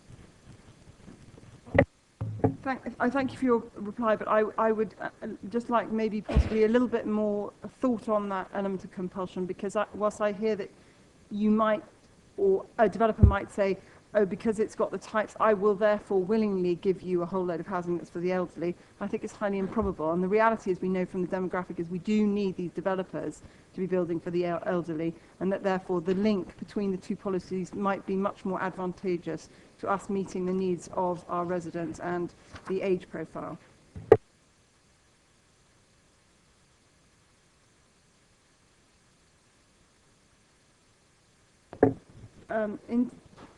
In terms of infrastructure on page 83 of 185, again, just a question on the element of compulsion and the evaluation of meeting the needs, because I having read through it again, I can't see how it is that we can say over and above what the developers say, how we counter their narrative to what is actually needed, as opposed to the direct needs of the development itself. And I can't see from that policy box, from the amendments that we've made, that we've given ourselves more power to ensure that there's not a degradation in the infrastructure. I think the second paragraph obviously picks up development proposals will only be permitted where they can clearly demonstrate that infrastructure will be provided. In terms of the SIL, the reasons we've put SIL in here is because once you've agreed a SIL rate, developers don't have a negotiation with you. They pay you that money, and then you put that money towards infrastructure. So the compulsion is through that SIL mechanism, if you like. So the charging schedule is set. They pay a certain level per house, and then they have to do that for the whole development. So you can then secure the money across the piece, and then target it at the particular bits of infrastructure that you want to achieve. So the policy is reflective of that. And then on page 92 of 185, why have we changed the word in policy CN 9 on E does not have an adverse impact on the operation, and we've changed the word adverse to severe. Now, I googled severe and I googled adverse, and I don't understand why we've changed that word, because I think adverse is absolutely what our residents expect us to ensure does not happen, and severe has a completely different meaning, and it's really not one that should be the word that's substituted for adverse. I think we discussed this point at the map, but it's essentially reflecting exactly what is in the MPPF and what our plan needs to accord with that MPPF, and severe is absolutely the word that's used in that document. I know, Andrew, but the problem is you see the MPPF says we only need to have a 10-year plan, and we've chosen to have an 18-year one. So, conversely, this is our plan. I don't like the word severe. I don't know what other members think about the word severe, but personally, I would prefer to have adverse and have a developer negotiate at a later stage, but they don't like our word adverse and use severe.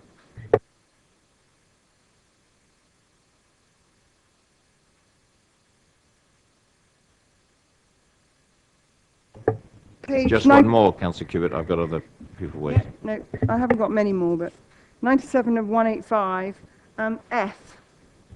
Intrinsically dark landscapes. I don't know what that means. Essentially, rural areas where you don't have much lighting, so you can start to see more of the stars, the sky.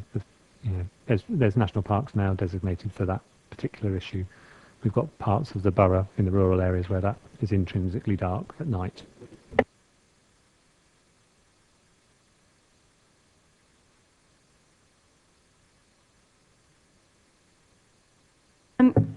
And that's a known definition. Yeah. Okay, and geodiversity. Why have we introduced geodiversity as a word into the policy on page 100 of 185? Because I googled that word too, and it seems to refer to the earth, all minerals, all soils, all everything. And I'm just intrigued as to why that word has now been introduced into our policy document. Again, that responds to particular representations. I think it was from Hampshire County Council. It may have been others as well, to pick up that fact, to bring it in line with the MPPF. It picks up issues, for example, like soils, soil quality to ensure areas are protected and also areas of mineral value.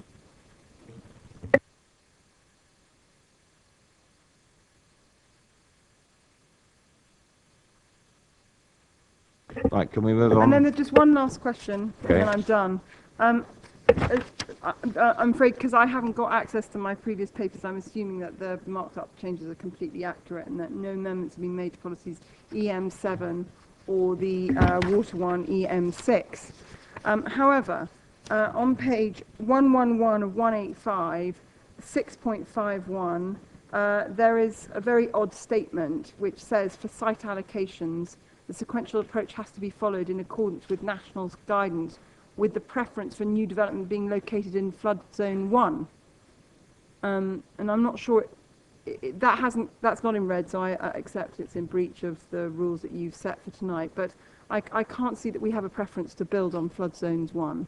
So I think the wording might need to be changed on that, because it looks like we're actively seeking to develop on flood zone 1 at the moment, but maybe I've incorrectly misinterpreted. Thank you. The officers will check that.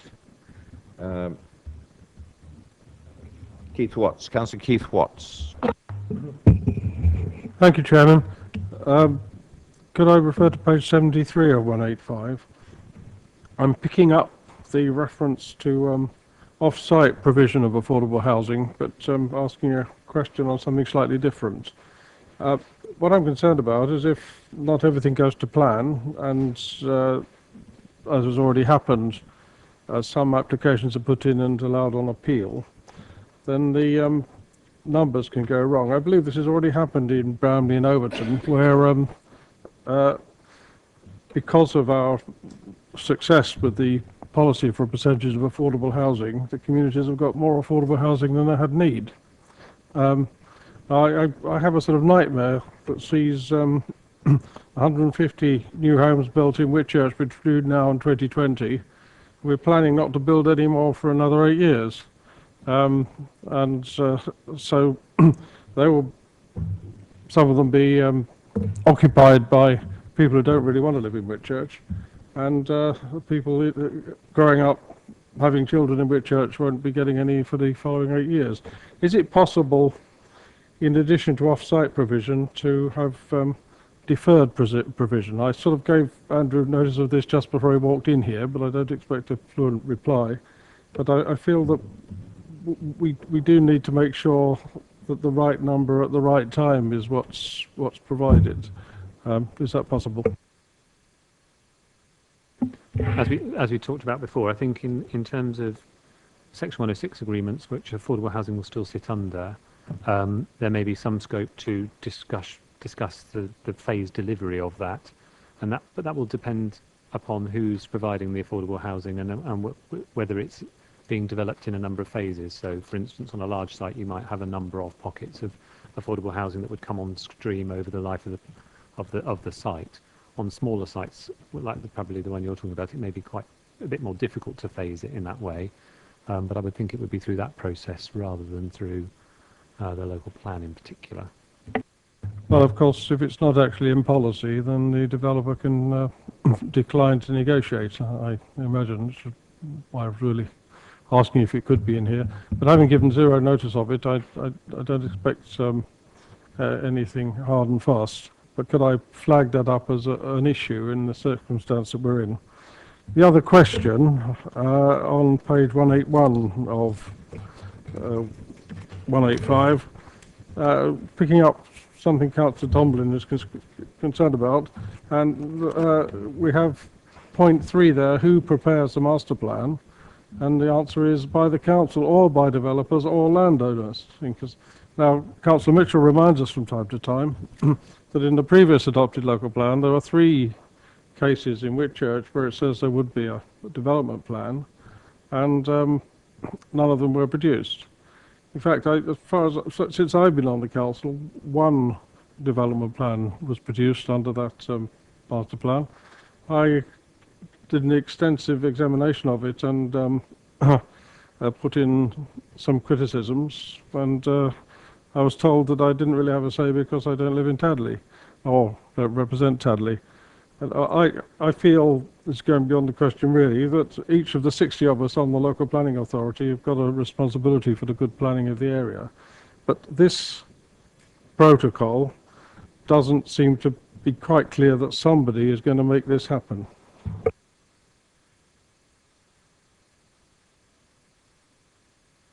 I mean, obviously we've been specific in the site policies where we were expecting a master plan to be undertaken. This was trying to elaborate on that. Obviously, we found ourselves in the circumstance where some of those sites have come forward with planning applications prior to us being able to do anything in that way.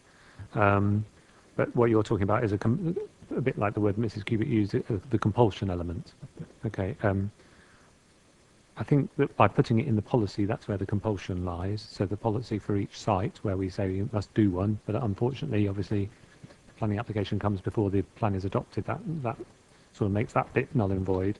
I think once the plan is adopted and we will be working with developers on the large scale sites, then that would be a far easier decision, a process to work through, particularly in respect to some of the sites where we are obviously one of the landowners, and we have contacts in some of the other areas, but it will be difficult if a site comes forward ahead of this plan. It doesn't reassure me that we're making it quite clear that it will happen. I think I'd probably prefer it if the council was going to do it and the developer pay for it.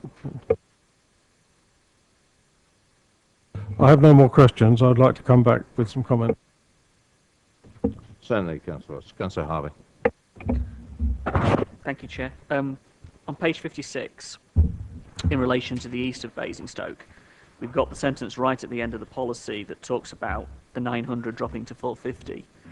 My concern is the openness with which it leaves the situation. If the developer, the county, decide to bring it forward within the period of the plan, I'm guessing the other 450 will simply be windfall. Okay, then that is a very big concern, particularly considering it's the county council, and what the hell do they think they would be playing at doing that? Over the in terms of 57, can I look to the portfolio holder and can I ask, well, in terms of the Worting Village, obviously there's quite serious concern about the protection of and the use of the language there.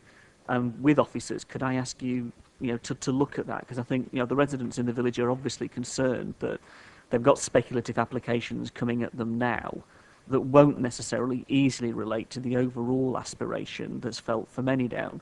And if we can give them any assurance at all in the policy here to give them any sense of security, I think that would be a really good thing. I mean, I do not have a form of words at the moment in my head that improve what's on here, but I'm sure there is something that someone with the right can look to help that situation and support them really, without having to gerrymander or try and do it by committee around the table this evening.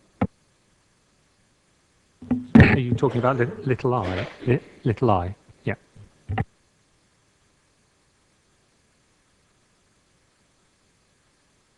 On page 72, and again this picks up where Councillor Keith Watts has just left off, and over the page on 73 we've got 510.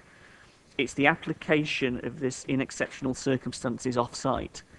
I mean, I appreciate the officer view of taking out the full stop in the middle of the second and third lines there, such that the bit that reads in exceptional circumstances off-site is not separate to expected for 5 or more residents, because that's where the focus was. It wasn't about all sites, it was the issue relating to small sites being able. And my fear is, if you look over the page on 510, it's just the wording of it. If I was looking at that as another developer with a legal point of view, I could potentially work in an argument that my site can get around that, I can get around that. And that's what worries me. I know what we mean and what we meant at the map, because I thought it was constructive in the context of seeking off-site contributions for those sites that were 2 houses or 3 houses, because of course you'd take the money. But in the context of bigger sized development, you wouldn't. You would want it. And you wouldn't want to give them a get-out clause in the policy or the supporting text, surely, as a get-out-of-jail card. So I think it's just, would you go back and have a look at that wording, please? And please try and reflect more of the conversation we had at the map, which isn't to criticise what you've done, it's just to pick up and see if we can improve on what you put. On 76, could you go to little a, and it's one of those semantic points, but it is an important one. Address local requirements. From a purely planning point of view, could you tell me what a local requirement is as is different to what a local need is? How in the world could we, as lay members, interpret that, let alone a planning barrister? Because that's the bit that worries me, is just how that word would be used.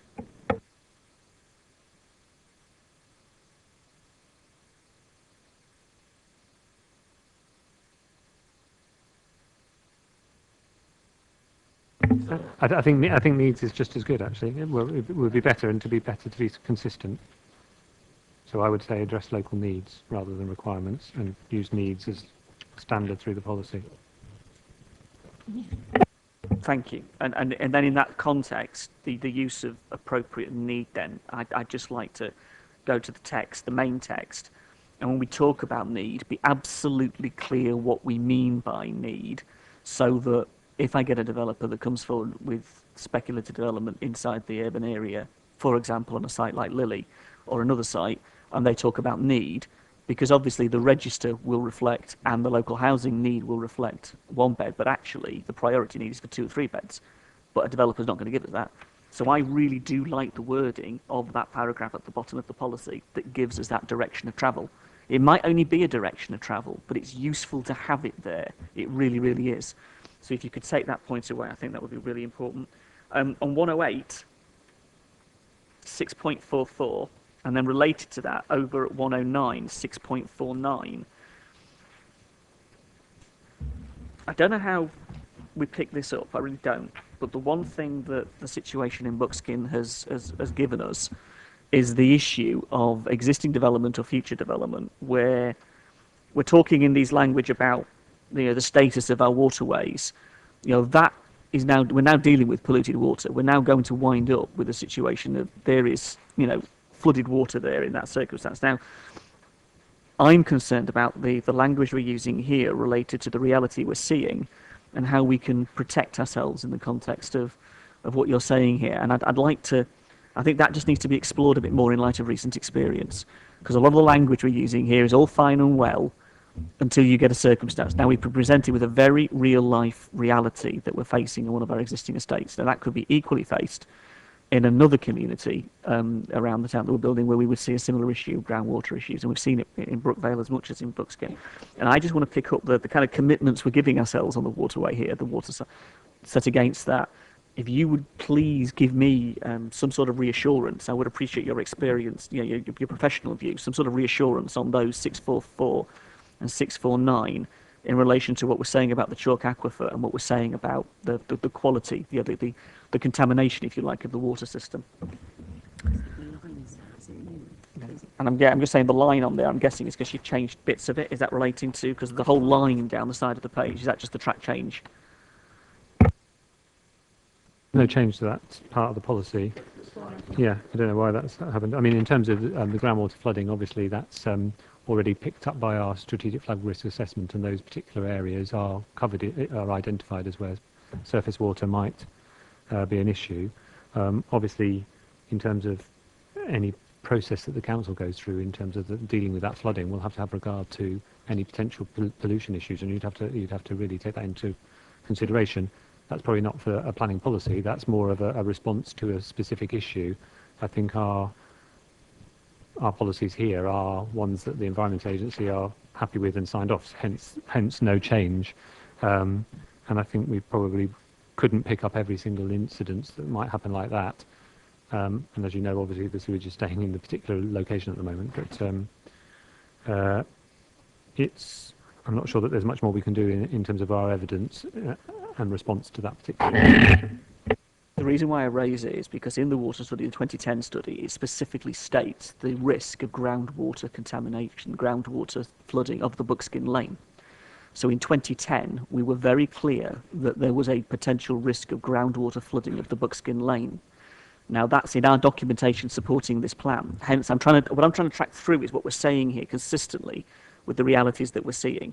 Now, we said that as part of our supporting evidence of the local plan, the local development framework as was at the time. And that's all I'm writing to please pick it up and run. I don't want you to answer it now because you can't. But I do think it's important that we pick it up if we're saying this clearly in documentation supporting. Can I go to EM4 finally? I just want to pick up the issue on policy EM4. Go back to it yourself if I can find it. I've just gone to it. Thanks, Horace. 185. It's that whole new paragraph 2. Is overriding need, public need, and I'm concerned about how that could be interpreted. Could you, I mean, again, it's how can we define what an overriding public need is as compared to what would be critically important, really important biodiversity. And I know the residents and the people in Generation Old Down have raised it, and that's my specific example, but it's not the only one in the borough. You know, when Kiln Farm came forward, that was a serious issue in relation to, you know, the great crested newts and so on. There was a whole series of biodiversity arguments that relate to, I think it's just this, where does that paragraph give a get out of jail free card to the developer? Yeah, what's the weight?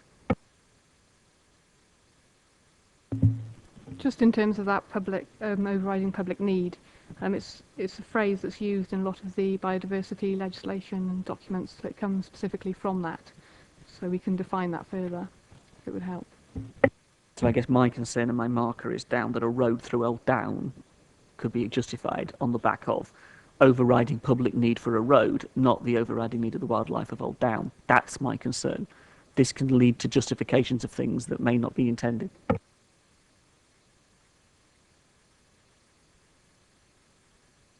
Councillor Mrs. James. Thank you. It's just picking up on what Martin said around the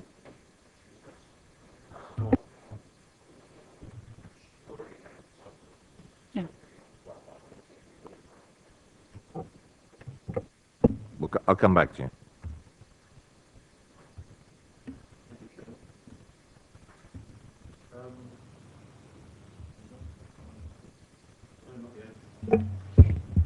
Mustering is good enough, though, isn't it? On page 29, and I'm sorry I've missed it in trawling through all the comments that came in. Could you explain where we discovered the need to allocate the needs of a site for the storage and distribution sector? That was raised clearly through the representations from a number of people, including from the LEP. It also comes directly from the updated Employment Land Review, which looked in more detail at the future needs for that use. Thank you. And have we allocated a site for the storage and distribution sector? This plan doesn't allocate it, but the policy, EP1, I think it is, sets out the need to do so in a future development plan document. On scouting round to it, do we in the policies provide any characteristics of what would be a suitable site for the storage and distribution work, as opposed to any site will do, any employment site will do?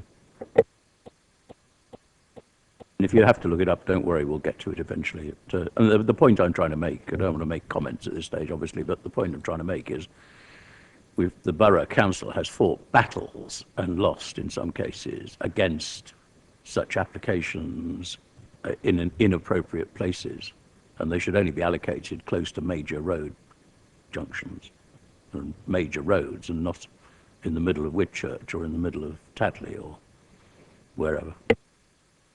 The policies themselves don't specifically say that, because that will be looked at through the development plan document, but it is referred to really in the Employment Land Review, where it says part of the reason for this need comes from the location of Basingstoke in terms of transport networks, etc., and that needs to be taken into account.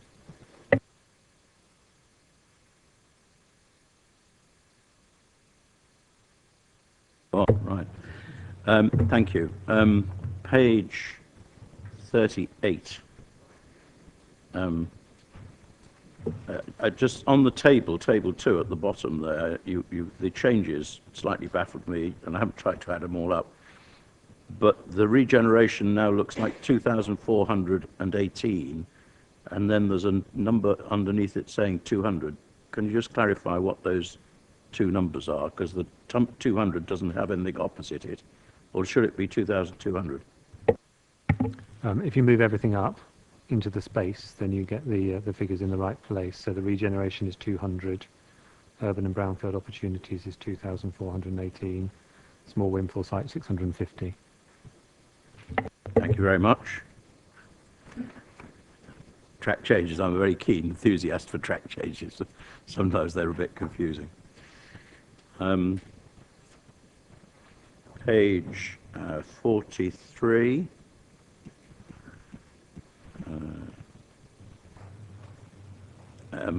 In section 4.37 now, 150 homes. It is, just to be clear, is that 150 homes the ones that are given to villages to find, or are they some estimate of the number of homes that will be extra homes delivered through neighbourhood planning? I think it's the latter, because the numbers allocated to villages are much bigger than that, aren't they? This is on top of that, so that's covered in the policy on SS5, I think it is. So you have the, sorry, let me just find that. What page are we on? On page 61. We get there. So you have all the allocations to the various settlements, and on top of that, there's the further 150 which would be identified through neighbourhood plans in other areas, so the smaller settlements around the borough. It just occurs to me that we might try and reserve the opportunity to poll those places that are doing neighbourhood plans sometime in the next month or two, because there's 2 in my ward alone, which between them are proposing something like 60. So the 150 looks quite small to me, and we do need as many houses as we can get against this target number, so it's just a thought. Page 57. In the comments, this is about little g now, the North Wessex Downs. In the comment from the North Wessex Downs, they ask that we refer in here to the setting of the North Wessex Downs, but we've just said the North Wessex Downs. Is that deliberate that we haven't said the setting? Because as far as I'm aware, the land concerned is not in the North Wessex Downs, it's in the setting. And I think it'd be, just for clarity, to do what the officers there asked for, which is to say setting. No, it says the setting and form of existing development. What I'm talking about is including in the setting of the North Wessex Downs, just for clarity, because otherwise be people complaining about we're building on the AOMB. Yes, that wasn't deliberately removed. That could be added in. That's fine. Yeah. 62.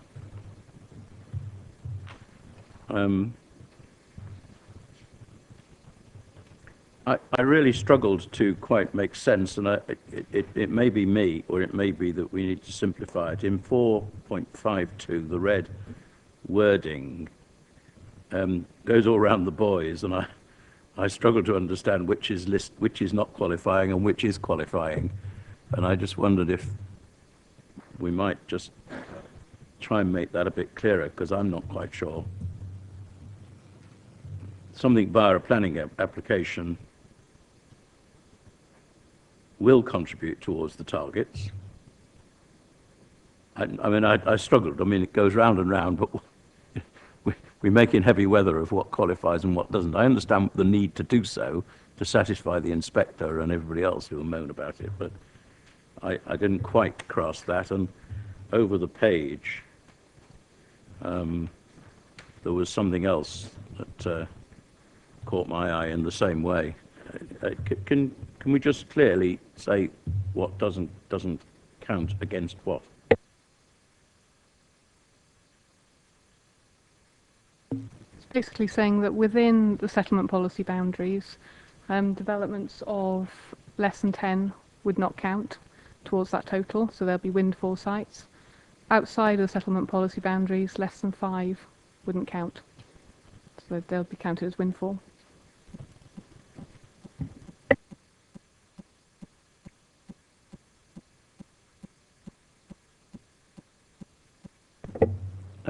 can you give me the rationale for, I mean, the parish council that's loaded with finding 200 sites is going to challenge all this, isn't he, when they understand it?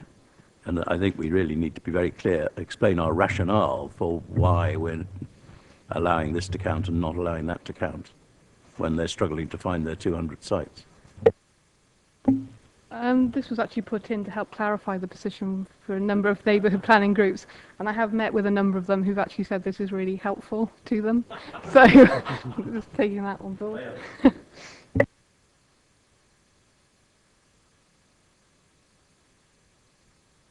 Thank you, Councillor Mitchell. Councillor Mr. James.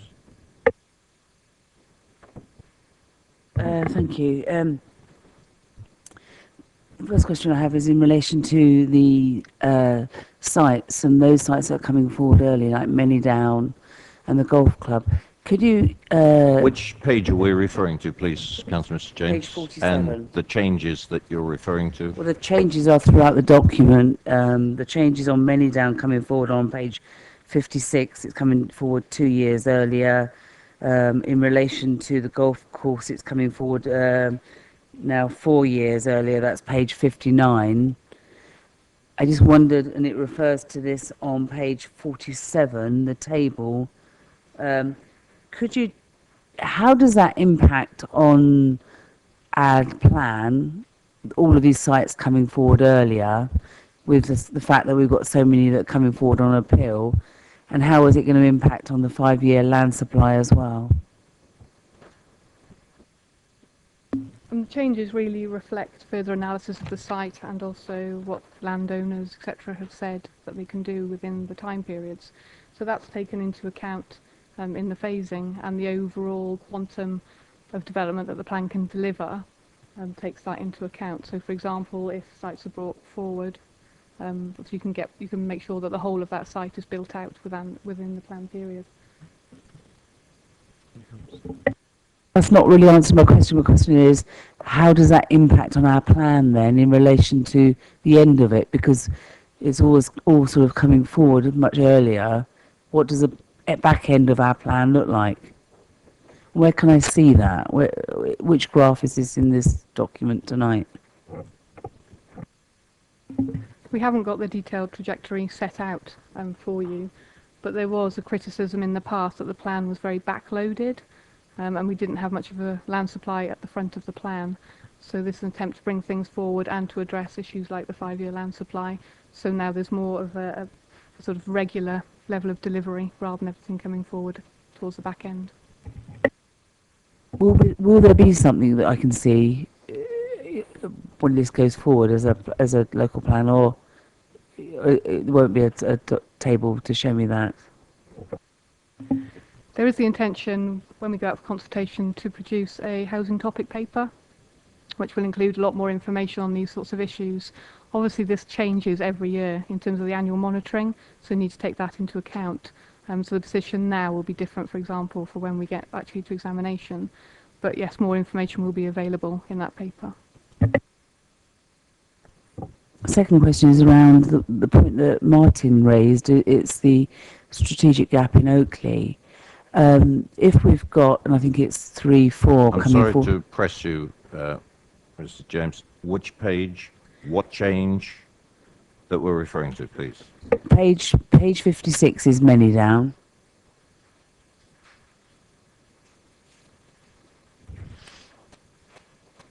And the point that Martin asked is... Which change are we talking about, please, Councillor Mr. James? We're talking This is the point of the committee tonight.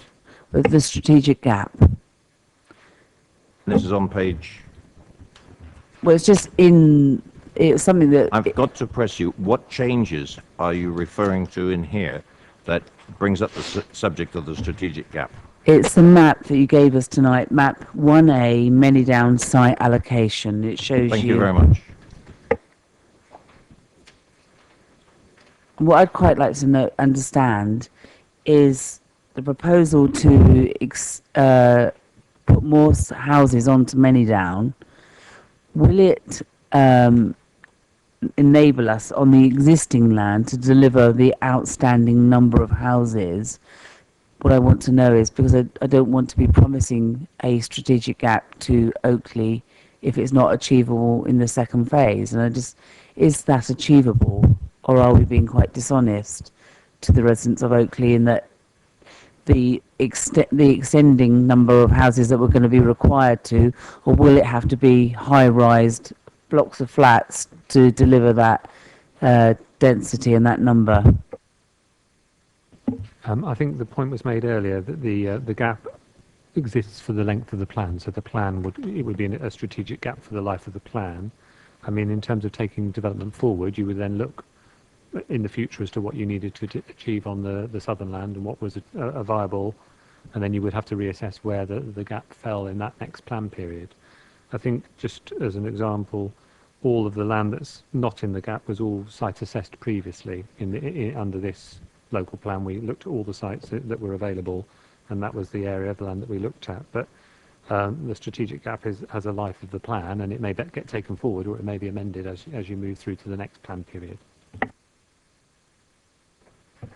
And this is quite stupid, but I just need to ask this question. But in relation to on the map, the pink bit, when we're talking about a park and when we're talking about a school in this plan, is that all going to be in the pink area, or is that outside of that? The majority of the development will be within the red. The country park is obviously hatched above that, but everything that's within the policy, I would imagine, is provided within here, unless specifically it says something different. So if it says links to the south or something like that, which it does with regard to the road, there would be obviously a linking point, but the majority, well, all of the development would take place in that red area. So the likelihood is for us to achieve what is in this plan, which is 8,000 units on Manydown, we're not going to be able to sustain that strategic gap in Oakley. And the residents of Oakley need to know that, I guess, don't they? I'm not saying that at all. I mean, all I'm saying is that the land allocation that we're doing in this local plan is for 3,400. Whatever the number is that might come forward on the land beyond, would have to assess all of those issues under the next local plan. So at the moment, this is the current plan, and the gap would be for this plan period. You would then review that at the next point at which you took a plan forward. The next page is 118.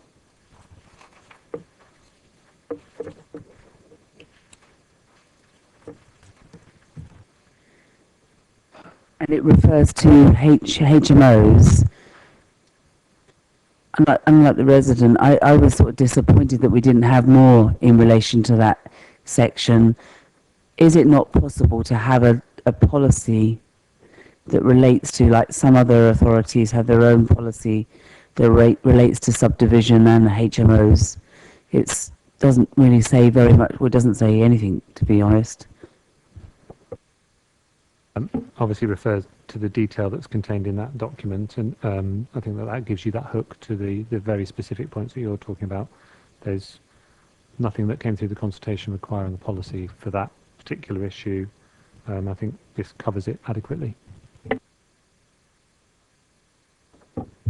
Page 28, the last bullet point, and the word, and it's throughout the document really, you've changed the word preserve is changed to the word conserve.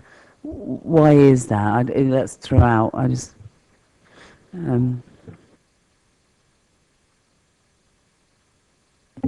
It's directly in response to English Heritage, who now throughout their guidance use that word instead. They consider it more suitable and probably less reactive than preserve is.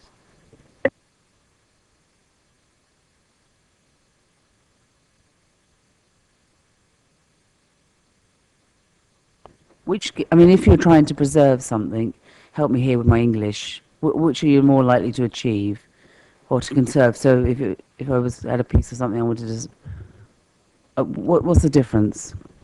Excuse me, can I contribute to this? I would preserve something in aspic or vinegar. Conserve it, I would maintain it. I would look after it as, a continuous process. If you preserve something, you freeze it in time. Pardon? Yes, conserve could evolve with time as Like conservative. like a conservatory that you have on your house. You keep things and you can maintain them as you go. So along. picking up on that on page 120, it says all development must, and this is talking about historic environment, conserve rather than preserve. And then it goes on to what I'm concerned about here, a manner appropriate to their significance. Who determines that their significance? Who's going to preserve it or conserve it in its significance? Is there a list of who's more important than the other one? Or Will it depend on the designation of it? So if it's a listed building, if it's a locally listed building, whether it's grade 1, grade 2, whether it's a park and garden. So it would be the significance would depend on its designation, essentially.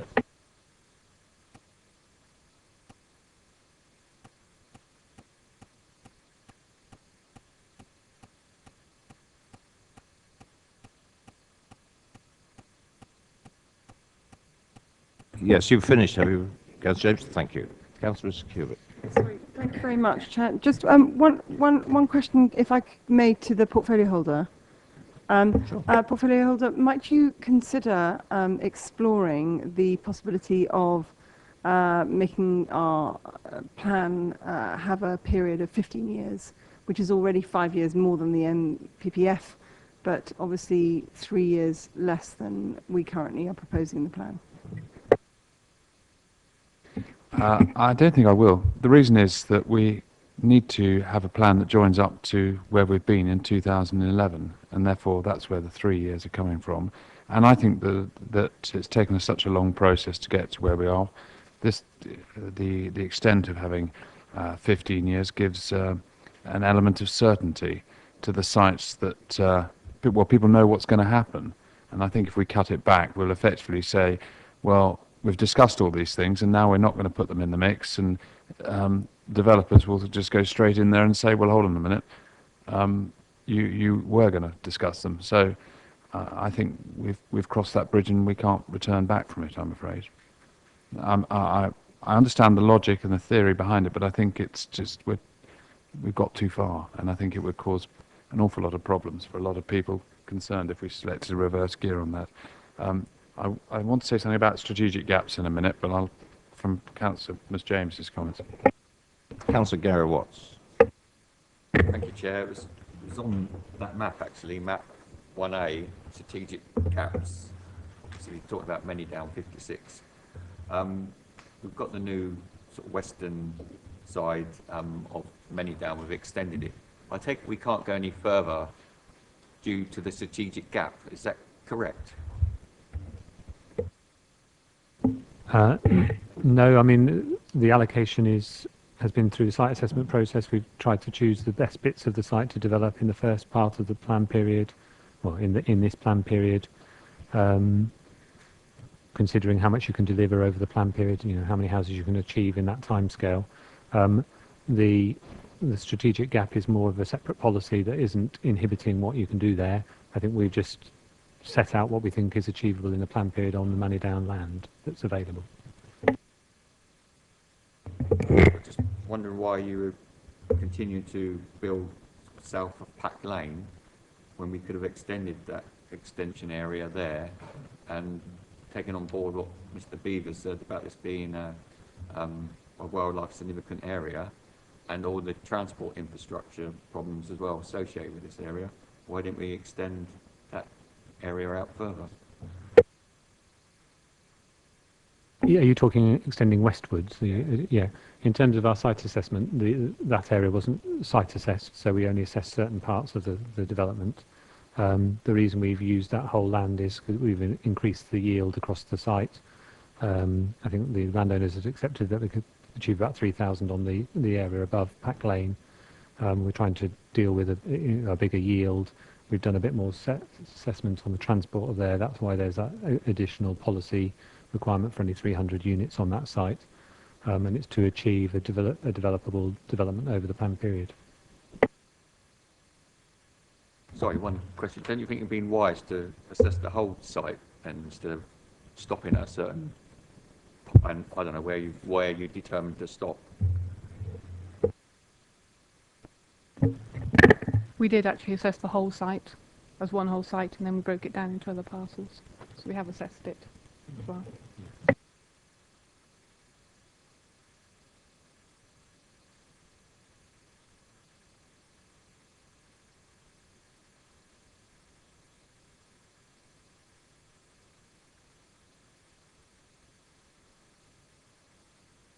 Portfolio holder. Oh, I'm on. I just wanted to say that I think Councillor Miss James has made a good point about the boundary of the strategic gap to the east of Oakley. It is defined by the area of land that landowners want to develop in the current plan period north of the railway, and has just been thrashed out, but it probably predates Councillor Watts' current stint on the council, when we went through the site assessments and all the parcels were looked at, and these are the ones that the landowner found they could develop most successfully to develop the right amount of housing, whereas the others, it just wasn't possible. So that's why alternative things have come about, and including the strategic gap as being something that it appears that the landowner is comfortable with, because there's no objection based upon the strategic gap from the landowner. To the south of the railway, clearly we are in the early days of future master planning, and therefore the principle of a strategic gap will be in the policy, but the eastern boundary of that strategic gap is purely indicative. The western boundary is the edge of the development of Oakley, but the eastern boundary is indicative, subject to that master planning taking place. And of course, the plan will be reviewed in due course, the master planning will come about, and then it'll become a lot clearer where that boundary is. Whether or not, under policy, on page 98, which I was about to look at, of strategic gaps, there needs to be a mention in there that the Basingstoke Oakley strategic gap, to some extent, may have to take account of future master planning.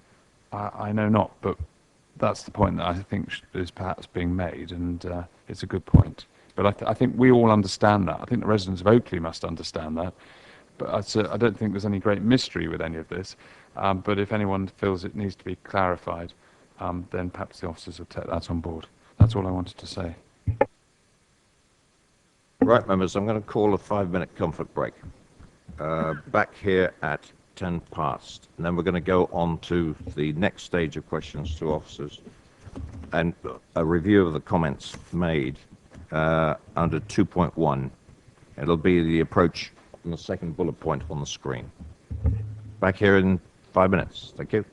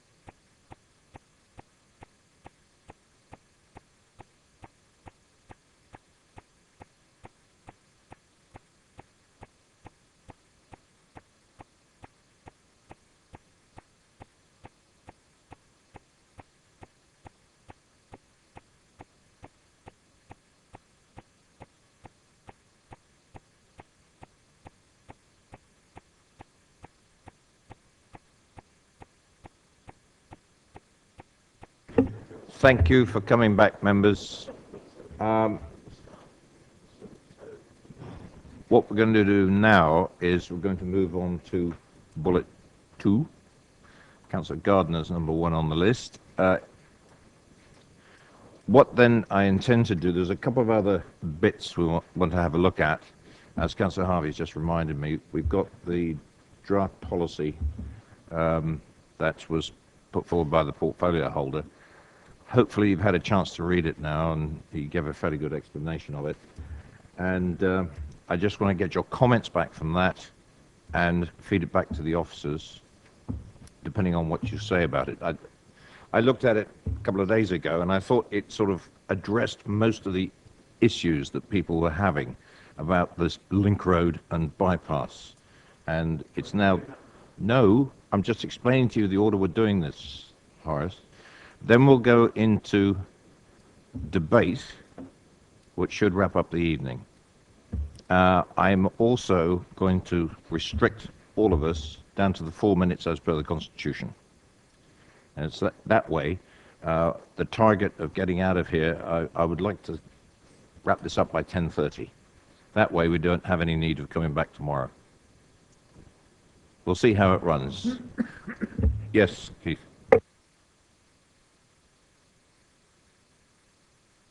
Of you speaking.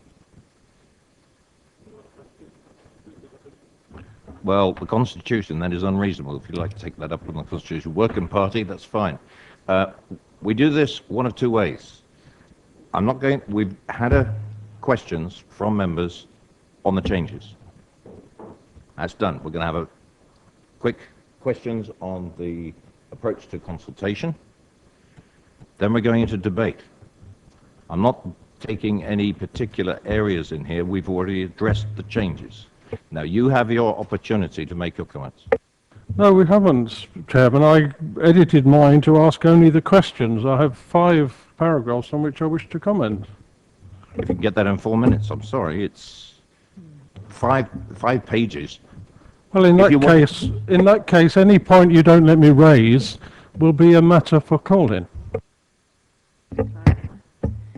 The Councillor Miller is quite correct in that this is to the best of my memory that members can be curtailed to 4 minutes at a time on any one subject, but I do believe they can come back on different subjects and have another time period on that, is my understanding of the Constitution. Because it says committee procedure rules 2 subsection 5, no member should speak for more than 4 minutes at a time. But to my understanding, that means that they could come back at a subsequent time period. Thank you for the clarification, Karen. Okay, it's true. Then I'm going to put a cut-off at 10:30. If you want to keep us here longer and we come back tomorrow, that is in your hands. And the other thing is that the officers will capture whatever your comments are, and then we're going to sum up as we work through that. If that's the wish of the committee, that's fine by me. Right. Councillor Gardner. Thank you very much for letting me come back. Page 11 of 185, paragraph 6.6, as the consultation period falls within the PERDA period. It then says that no public events nor meetings arranged by the council will take place during this time. Can you tell me what consultation would have taken place during this time had it not been the PERDA period? I think at the time of writing that, we didn't quite know where we were going to be in terms of sites and whether we would have additional sites to think about. I think that the main parts of consultation now would be the same as are set out in the report under section 6, I think it is. The only restrictions is that as members you wouldn't be able to make comment or make come to any public events that someone else had arranged on the local plan. We're going to be working up some guidance for you on what you can and can't do in that period. We've extended the plan period, the consultation period, for an extra week, so that following the elections we go back into normal processes, and in that 3 weeks we could do whatever we needed to do and members could be involved as they would have been previously.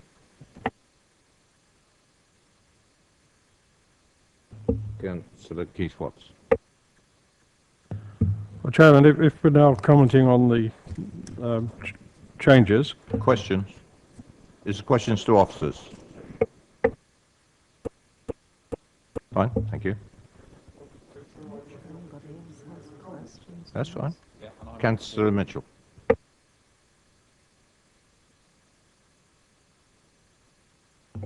On the consultation, paragraph 6.2 and the bullet points there's a meeting for parish and town council and community association representatives. Do we know when that's going to be? I mean, if we're going to have such a meeting in this timetable, it needs to be announced immediately. And I would urge, if we have the capacity, particularly as the council will be in Purda some of this time and preparing to be in Purda, it would be quite helpful to have two alternative sessions, because if you just announce a date, parish councils have difficulty sometimes in finding the right person, because it's no use sending somebody who's never seen the local plan before to go to that particular evening. That generally is our parish liaison meeting, which is a standard meeting, but we just double check when that is and make sure that people are aware. But it would be for us as officers to update them on the consultation, essentially. That's what we've done over the previous periods. Well, it would be helpful if you could circulate the date as soon as possible. I mean, within the next few days, as opposed to next month sometime. Yeah, I mean, it's a pre-programmed meeting with the clerks, and they all come along to that. So we're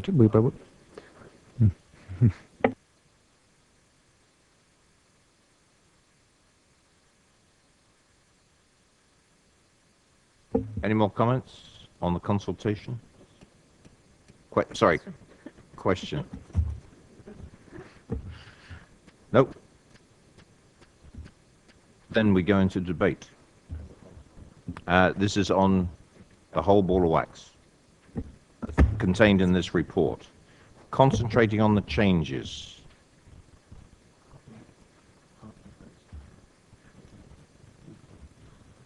Councillor Harvey, kick off.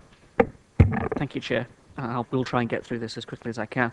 A number of the consultation responses that we were looking through aren't incorporated into the Appendix 3 document, and that was quite a concern. We came across a number of consultation responses from councillors that aren't included. They made comment about the changes, but they're not there. So for the public record, that includes councillors who have made comment throughout. It also includes the MP, who seems to have disappeared off the end of it as well. And it also concerns those that we mentioned last time, I think, that were anonymous in their consultation responses, and how we found out about that, who they are. The other thing I wanted to raise is just three points, really, mainly of the main report. I think one of the concerns I've got with this going forward, and this is where I think it leaves us exposed to EIP, is the growing contradiction between what we're saying in relation to the economic strategy and the LEP, and what we're saying along all of that the leader gave at EPP recently, as compared to what others are saying, and other cabinet members that came along to other committee meetings and, to be honest with you, argued the exact opposite. And if we're going to go into an EIP process later on with two different sets of evidence that seem to be driving in different directions, appreciating what the officer said about Basing View, and Basing View is very specific, but it ain't the whole economic strategy. My concern is that with the new requirement from the economic perspective to be accounted for by the inspectors, it does leave it quite vulnerable. And at the moment, I have got confidence of the direction of travel on that, and I think Cabinet are going to have to wrestle with this one.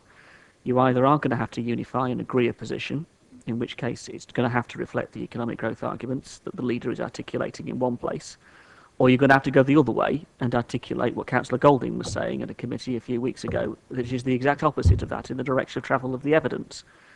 So you're going to have to wrestle with that, because if you don't do, I think it's going to leave us incredibly vulnerable at EIP. I really do. I'm concerned about the continuing comments about the protection of Old Down. I mean, we do need to grapple with that. And I'd like to see how we can give assurance for the protection of Old Down in the longer term. And whether that is done as informatives to the local plan or through the local plan itself, I'd much rather us give the community some security of that publicly. In terms of Many Down, it is this issue with the 40% and it's our land. I would love to see, and I'm sure other colleagues would as well, I know particularly from our group, the direction of policy specifically relating to the 40% affordable housing. Now, I knew we took it out and you put it into the general policy at 40%. But I would love to see a far more specific reference, and again, this is where I guess where we're going to disagree, and I appreciate that we'll disagree on this, relating to rented delivery, particularly on Many Down. It's our land, shared with the trust. It's public land in that context, bought for a purpose. It was bought with public money for that purpose, bought with money from those residents living in then council houses. And for us, it really is kind of like a red line in the sand, really. Now, obviously, that relates to our own particular view as a group on council homes and council housing and what we should be doing along those lines. But it really is a red line for us. And the 40% affordable rent, no. 40% social rent, yes. But also 40% target rent. And we're very interested in this idea of the target rent being related to Basingstoke. And I would love to see that articulated in the policy. And on this, Chair, if I can refer to this now rather than coming back to it later, are you going to come back to that at some other point? How would you like to play it?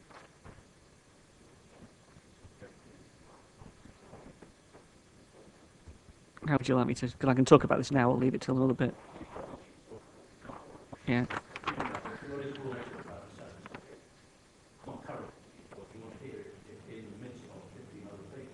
Yeah, effectively. We will take it as a subject and everybody can pitch in. I think it's probably the... Okay, so do you want me to wait till you've heard everybody else's comments and come back? No. Okay. In which case, the second... Let's get it out of the way and then we can focus on it. The second paragraph, up to Western Bypass on the second line, it's the rest of it that I've got an issue with. And I guess my point is not tying the hands of any future portfolio holder, cabinet, council or local plan in the context of where they may need to go. Because, yes, I think it's perfectly logical to say in undertaking the longer term master planning process, regard shall have to be given to the potential requirement for a Western Bypass. But it's the relationship to either do you mean allocated sites, as in those that are allocated in this plan, or allocated sites that may be allocated in the future. Do you mean the land that is identified that we may want, in terms of the strategic gap? I mean, what is the future land element that we're talking about there? It just, in terms of the wording, it leaves it open to me in this reading it. I know what you mean, I know what you're driving at, but I think the wording there for me isn't tight enough. But in the context of it being tight anyway, I just think the first sentence says it all. In undertaking the longer term master planning process, regard shall be had to be given to the potential requirement for a Western Bypass. The point being that in terms of the High Court ruling, and in terms of where the land trusts are at, the Many Down Trust themselves are at, they don't wish to be constrained, nor should they be constrained by any kind of constraint on how the land could be brought forward. But the principles can be captured. And if all you're doing is capturing the principle of a future Western Bypass, that's fine. But to go beyond that in the wording, I think, is dangerous, and I wouldn't want to go into that territory. I really wouldn't, simply because I don't want us to face another, the legal challenge that might flow from somebody else not seeing it your way, and I wouldn't want to put us there. There's no need to put us there, really. That would be my comment on it to start with, Chair.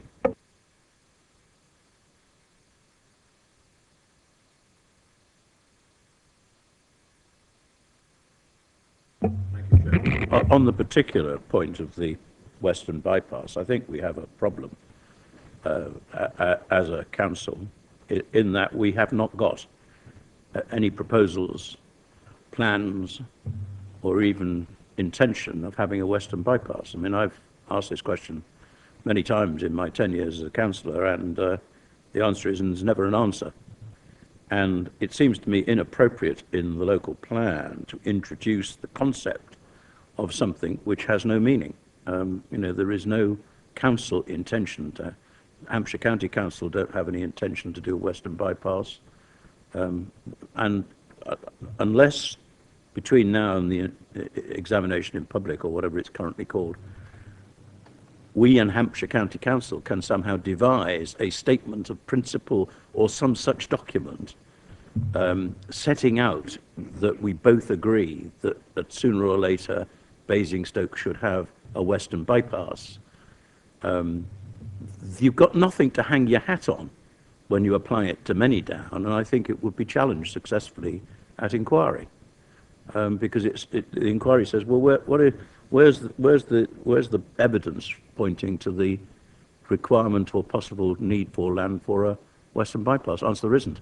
I don't think it's a major exercise between the two authorities to produce one, but there isn't one right now. And therefore agreeing to put these words today, or any words referring to a Western Bypass, in the local plan associated with one site, but not associated with other sites to the west that might be affected, seems to be extremely tendentious. And I don't see, if it's not within the land that's to be developed, I can't see that you can somehow constrain the landowner. We as the county, as landowner, could negotiate with county to do things to make provision. We could choose to do that, but we choose to do that as the landowner.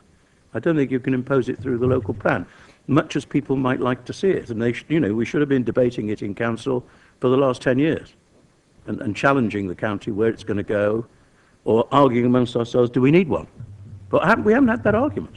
And so for arbitrarily assuming tonight in this meeting that we will need an open bypass and therefore we will make space for it, much as I would like to see one, seems to me entirely the wrong approach. Okay, thank you. Standing Orders Committee. Suspend standing orders? I still aim to finish this the way we're going in an hour's time. Thank you. Peach. Councillor Peach. Thank you. Just on the Many-Down issue and picking up on that. I'm mindful to consider this as a possible positive step forward in the respect that in the policy at the moment, the point P in the Many-Down policy has been removed, the reference to preventing rat running. Now, we know we've got the pinch point at one end of the road with the single lane bridge on the other end of Roman Way, and we've also got the problem with the A339 barreling onto the Aldermaston roundabout. And so the natural reaction for most people to get out onto the M3 would be to dive in and out of Winklebury. Now, I hear the points that have been made about the Western Bypass and the theory that we don't really know where it's going to go. We can mark 2 points and at some point it meets, and what other sites perhaps could make benefit of such a road. But I guess that's where the potential requirement of it comes in, not necessarily the absolute requirement that one comes in. But if this is not something that the committee is minded to consider tonight, I would like to see something happening in this policy with regards to preventing the rat running.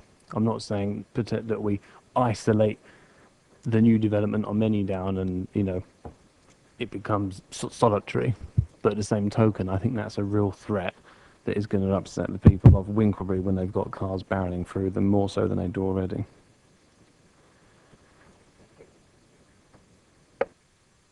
Any other inputs? Councillor Tucker. I find this very difficult. As soon as I start reading this proposed wording, I start looking at the map and I can't try to think, well, where is it going to start on the A339? I know what roughly the idea is for a little bit lower down, but if it's got to be above the Many-Down land, all I can see are 2 villages. So I start thinking, where's it going to start? And surely I'm not the only person who's going to think that way. Other people are going to think that way too, start worrying about their villages. I wondered if you can help on that.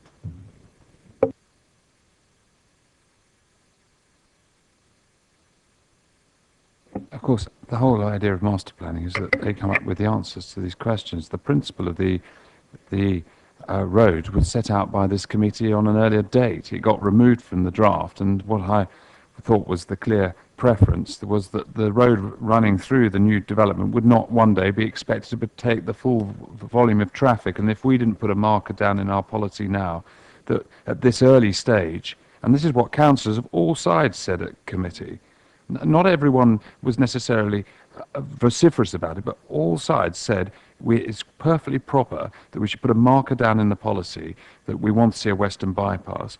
Then we got the confusion as to where it was going to be, and the concern it was going to cause problems with delivering the right amount of housing on the allocated sites. That was never our intention. I had always envisaged it as going south of Worthing, the area of green that's apparently supposed to be planned and going to be grown might not be as quite as lush woodland once the master planning had taken effect. Because at the moment they seem to be wanting to build houses, plant trees all the way up to Worthing. And there might be a constraint because the building a bypass protects the villages one side from the growth on the other. That's the advantage of it. The rest, without a bypass, they just become rat runs, and all the problems that we know that exist will be exacerbated. And it seemed to be the representatives, especially from the wards either side, were very, very keen to see a bypass as a solution to some of the major problems. But it was a question of how do we put it in the policy so that as the master planning progresses, it takes account of the policy that is there. Otherwise, if it's not in the policy, how can we expect the master planning to take account of something that isn't there? And that's the point. And it's a very gentle balance between the two, in that ultimately the master planning must have the ultimate say, but the one thing that can't be compromised on is the optimum crossing of the railways. And that's why they would have regard to it. And I say this, there hasn't been a challenge so far to that part. The challenge was to the thought that we were suggesting putting a dual carriageway straight this way through the area marked red. And that's been dealt with. There is no challenge to the crossing of the railway. Never has been and won't be, as far as I can understand, from understanding how this is put together.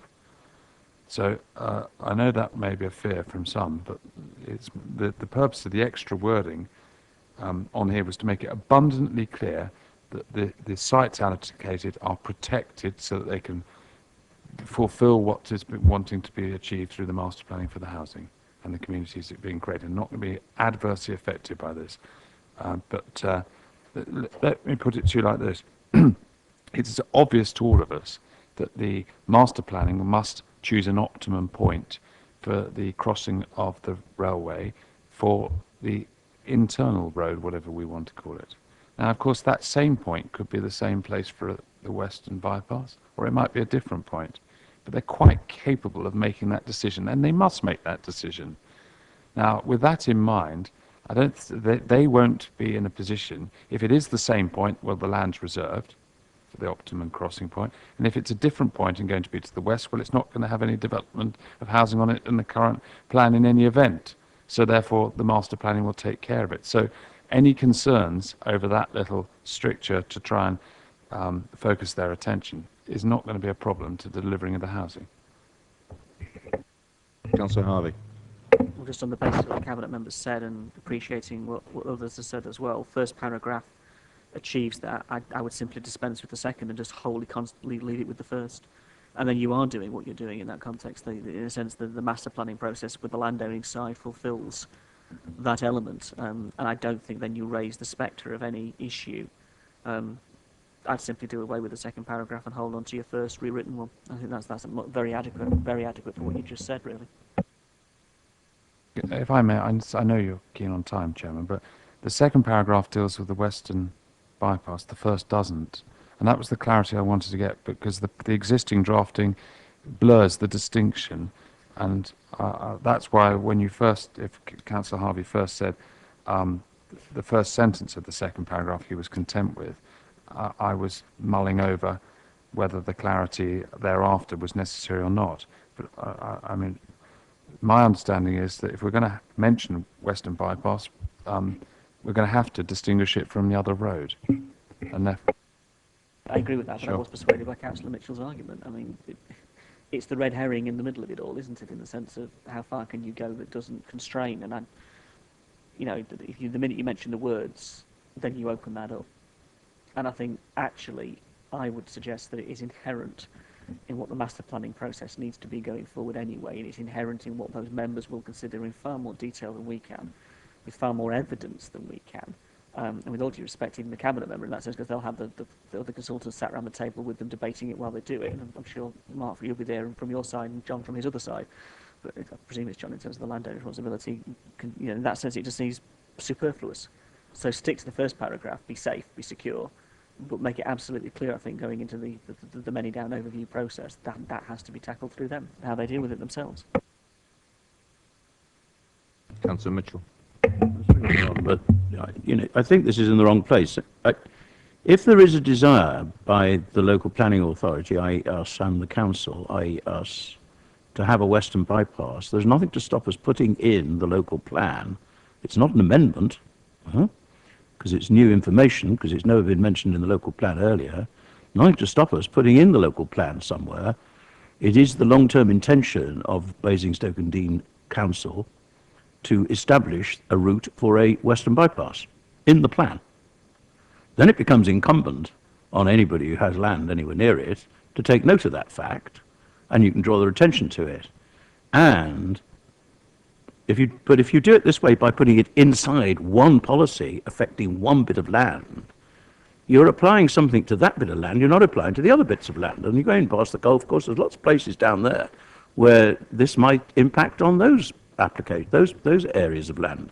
So you can put it in the, now you've determined the route of the bypass.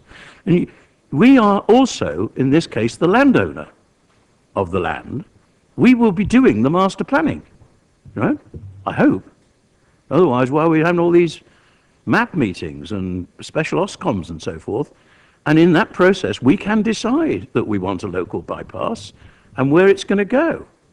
But imposing it arbitrarily on one piece of land within the plan, when you're not mentioning it anywhere else in the plan, there's no council documents to refer to, there's no evidence base to support it, there's no rationale you can use at examination to sustain the requirement for this piece of land to somehow do the master planning for a western bypass, which it can't do because it doesn't own the necessary land, and it's not a local authority. It's a landowner. If we want a western bypass, we need to bloody well get on with deciding we want it, getting county council on board, and working out a route. And then, whoever the landowners are, have got something to respond to.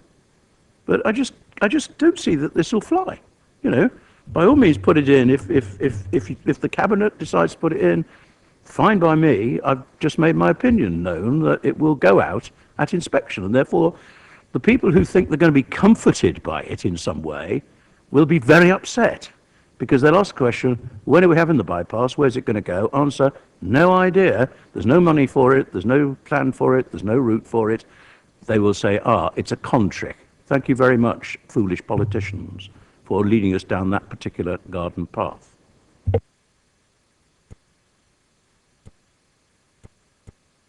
Councillor James. Just on that point, if the inspector was unhappy with that, would it make Manydown vulnerable?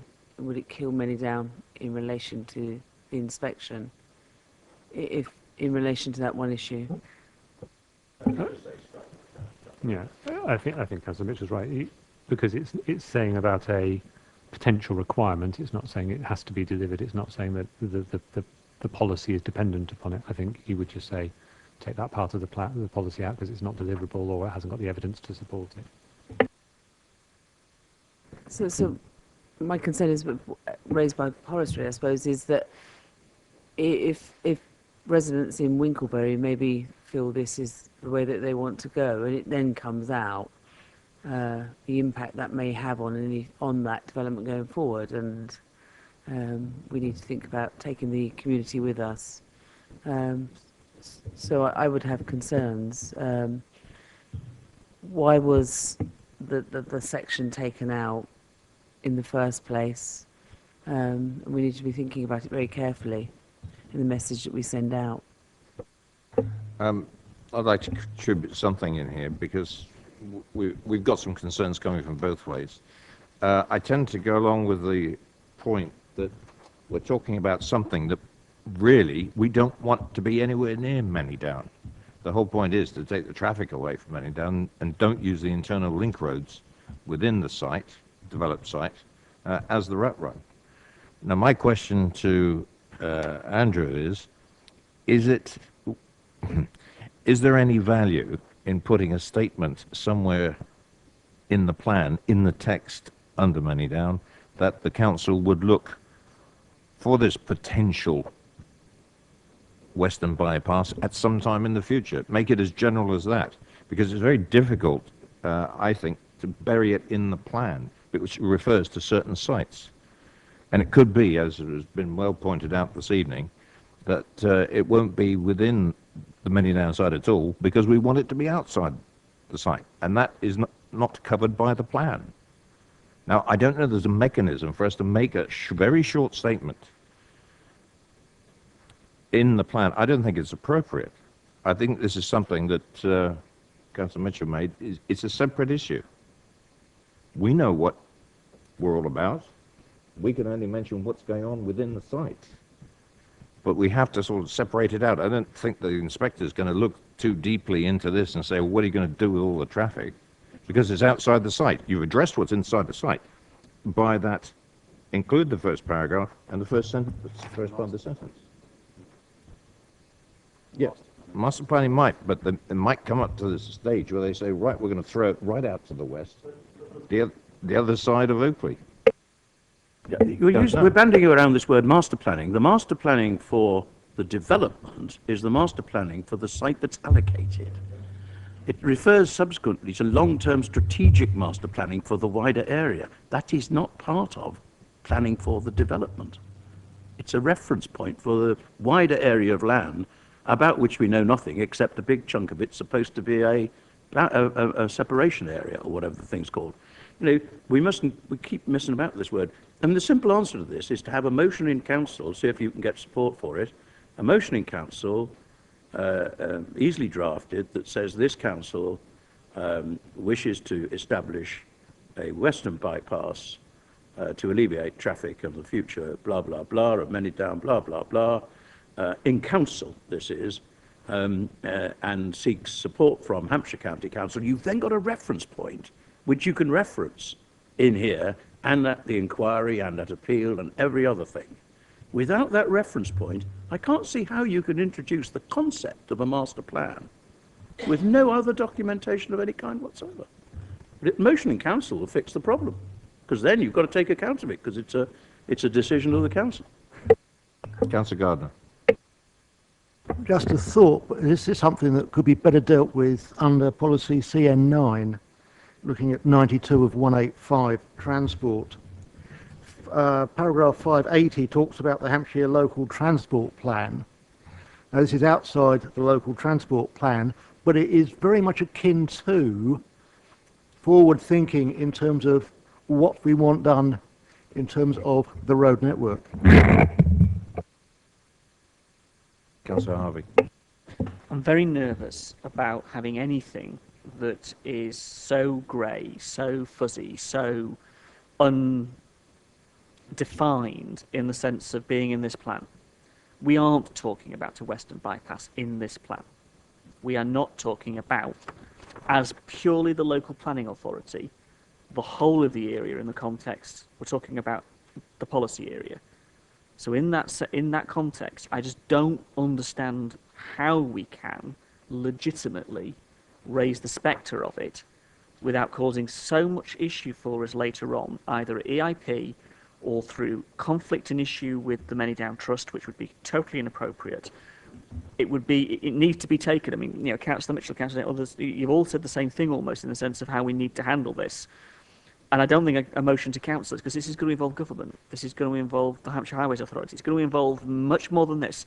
So when Oxford were talking about the Northern Gateway, when Cambridge are talking about the A14, these matters are not dealt with in local plans in simply, and in fact, where authorities have tried to put one-liners in, they've come a cropper because of the issue that all falls out of it at EIP, and it all falls out in relation to the way other developers use it. I personally believe it would be dangerous and a red herring at this stage for us to try and crowbar a line in here or a reference there, when actually what we want is the master planning process to properly consider it in its work, out with the local plan. It needs to do this in its own way to satisfy the very concerns we're raising. And I don't see how we can circumvent that, and it would be dangerous for us to try and do so, because you might well not get in the unintended consequences you don't want. So, you know, let's keep this as simple as we possibly can, rather than trying to do something convoluted and wind up, you know, stepping on the landmine, because that would be utterly inappropriate for us.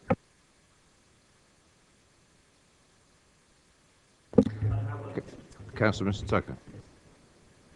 Sorry if I'm having another go. The bit where it's suggested to delete them, when you read that, I can see people having a real concern that we are going to have the rat run going through a link road, which was the whole idea of what we've been discussing in our map, is that does not happen.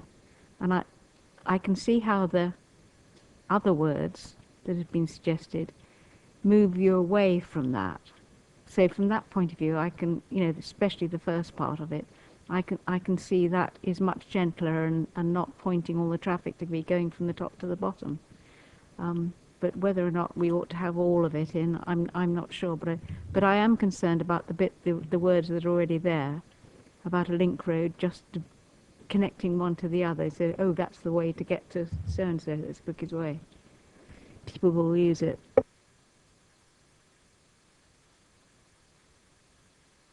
Yeah. Yeah, the thing is... We'll play another game another day. Shall we let's park it? Hmm? Can I take the ball away now? I'm going to make a suggestion. It's either going to fall or go.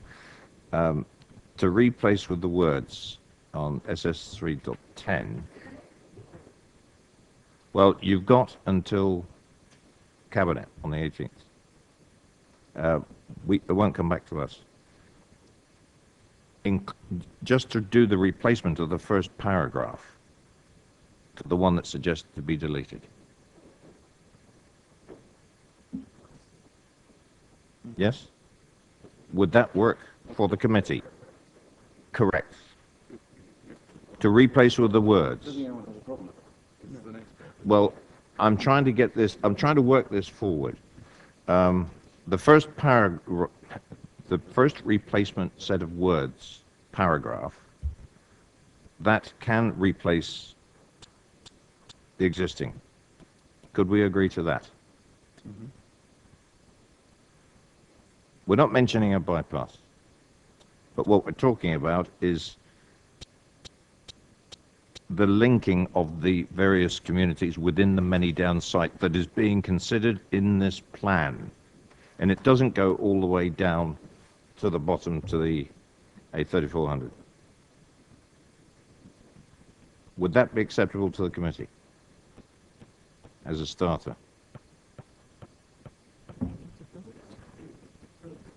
First paragraph you can have with. I want a consensus. I want to hear the committee tell me that this is acceptable and this will be a change in the plan on this policy.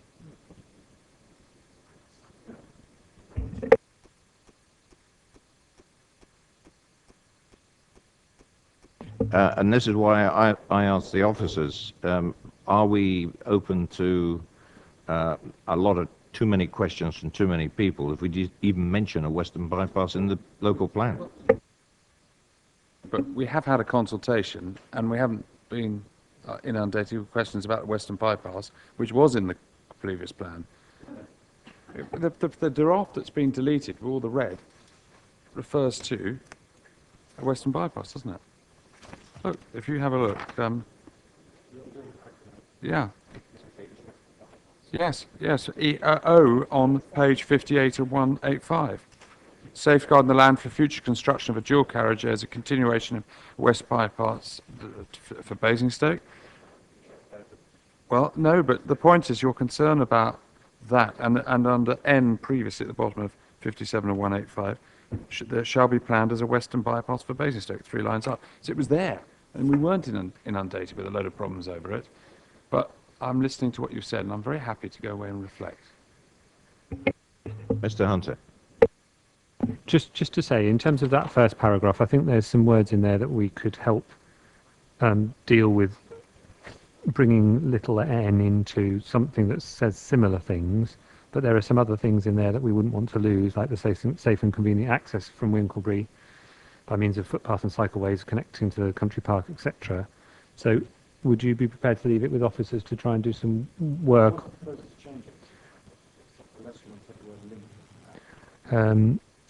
It's just in terms of, for instance, on this one, it's saying the allocated sites, well, there's only one allocated site, linking them together, well, it's now one allocation. So I think we probably might be better if we did some words that just responded, got the essence of what you're trying to achieve, but sat it within the plan, and then I can redistribute that to you, Councillor Raphael, and take it that way. Would the committee be amenable to that course of action?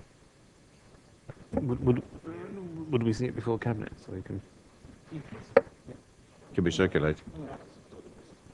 Are we getting agreement from the committee? We've agreed that officers will tweak that and recirculate. Yes, they will tweak it and recirculate it. Please respond to the recirculation. Yay, no, improvements or whatever. Okay? Right, I'm going to leave this topic. Thank you. And Councillor Mitchell, you got something else to add?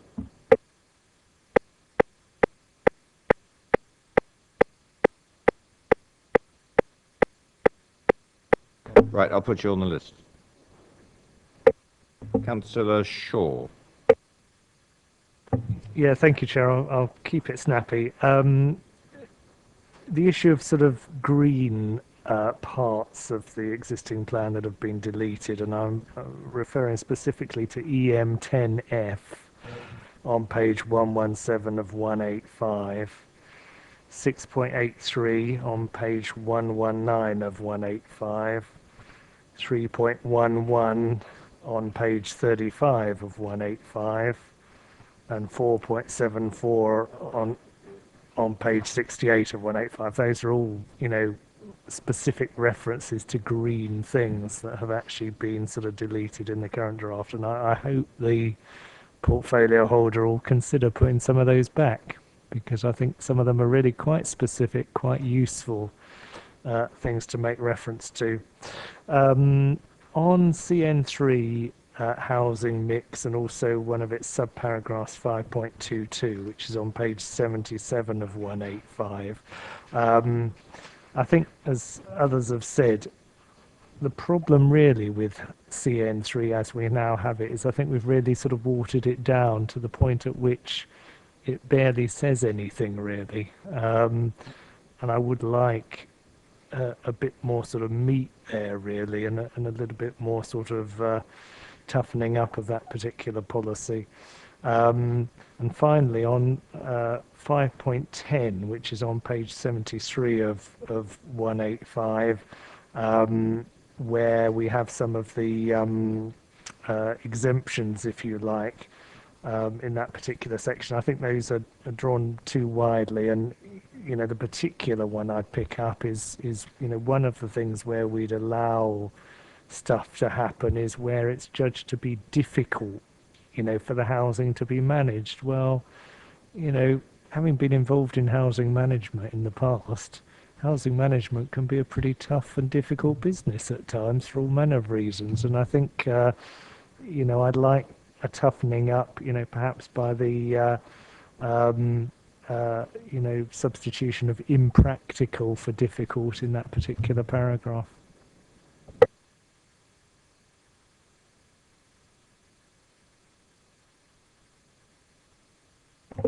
Is that view supported by the committee?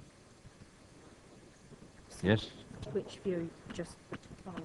Is it the, you want a more robust language put into that particular paragraph? And that paragraph is again, please? 5.10 on page 73 of 185. Okay. What was the word exactly you wanted to substitute? And which word did you want to substitute, Councillor Shaw? Impractical. Difficult replaced with impractical. But you know, I think there are, you know, that was the particular sentence I singled out. You know, if we could strengthen, you know, the other sentences adjacent to it, I think that would be all to the good. I think we've had various comments through the development of these policies over about the last 4 years that we would like to see a lot more of almost measurable definitions within some of the policies, because I've seen words like a high number of X. Well, what's high? What's medium? What's low? You can't put a figure on it. They're very subjective. I think that one thing's high, you would probably say it's low. So I think that sort of runs in the same vein on that particular point. Councillor Keith Watts. Thank you, Chairman. Page 130 of 185, the penultimate line, penultimate bullet point of 712. Now, I know why that's there, and I don't want to go into it now, and you wouldn't want us to either. But that's being put in from successive previous local plans. Now, I've talked to Joanne about this. I'd like to, and I understand, incidentally, until I talked to Joanne on Monday, the employment land reviewer completely passed me by, or I'd not spotted it. And it's being studied now by the Whitchurch Neighbourhood Planning team. But I would like, because I do understand that employment in Whitchurch isn't a strategic issue, as viewed from Basingstoke, I'd like to put in into EP2, which has 1 and 2 headings, number 3, other sites for employment use may be identified through neighbourhood planning.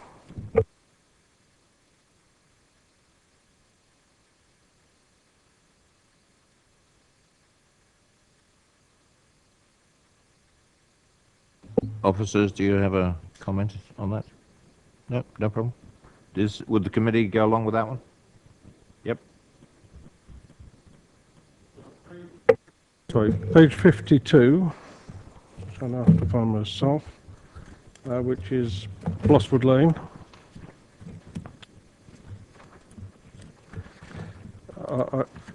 I'm really pleased to see policy SS 3.6E.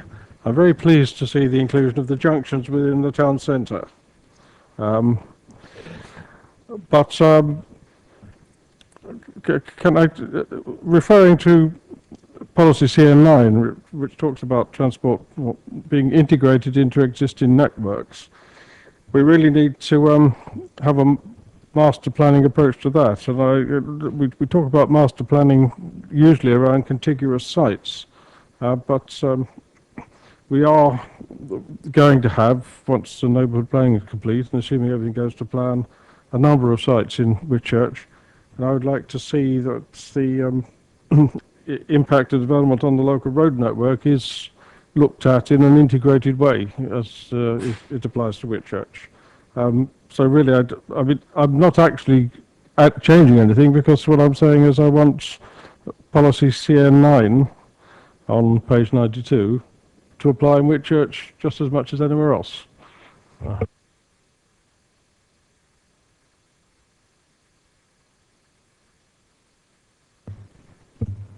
I've got a question on that one to the officers.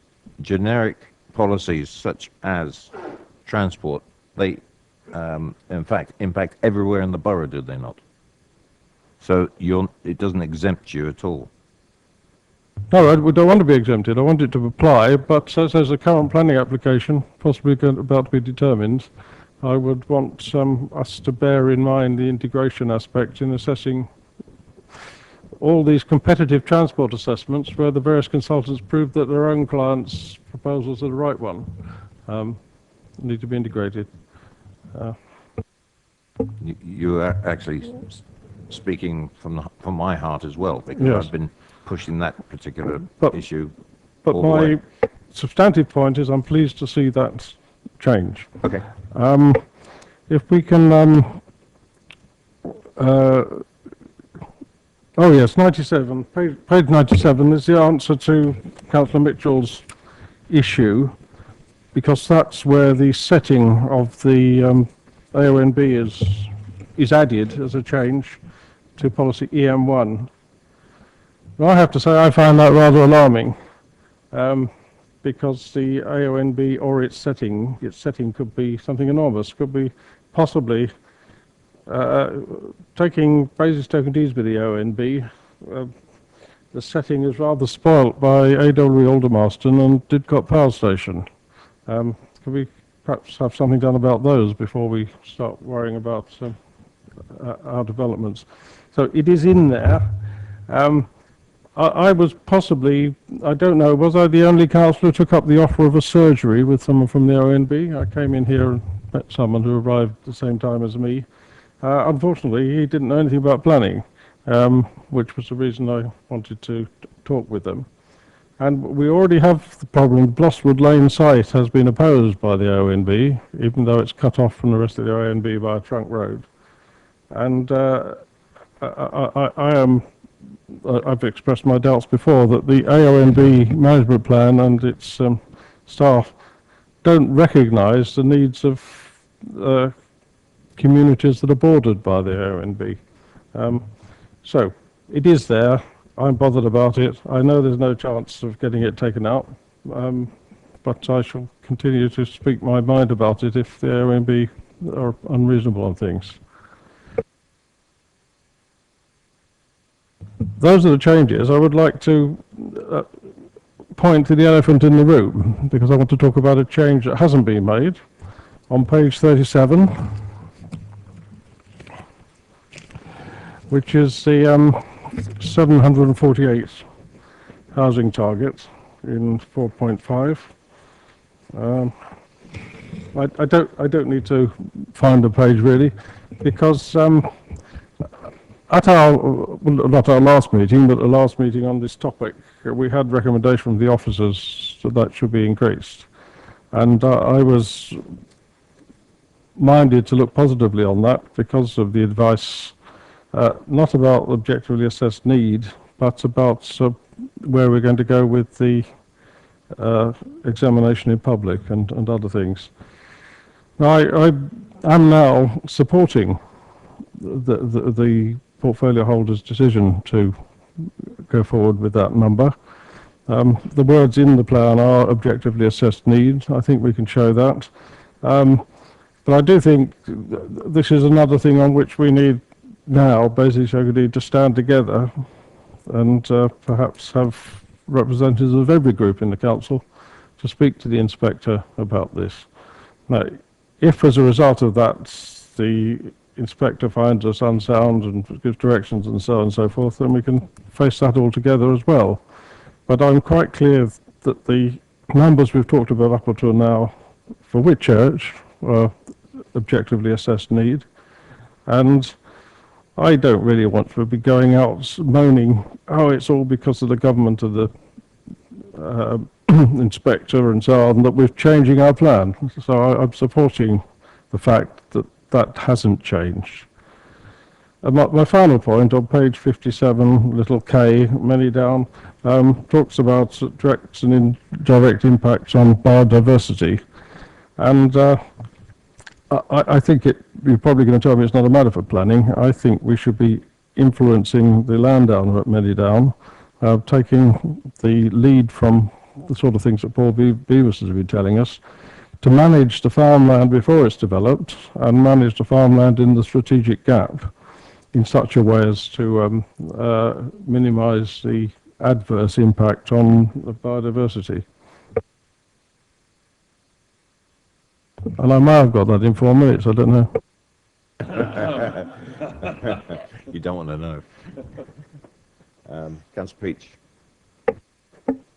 Thank you. I would agree with the final point you just made there about the preservation of the wildlife and habitat in point K.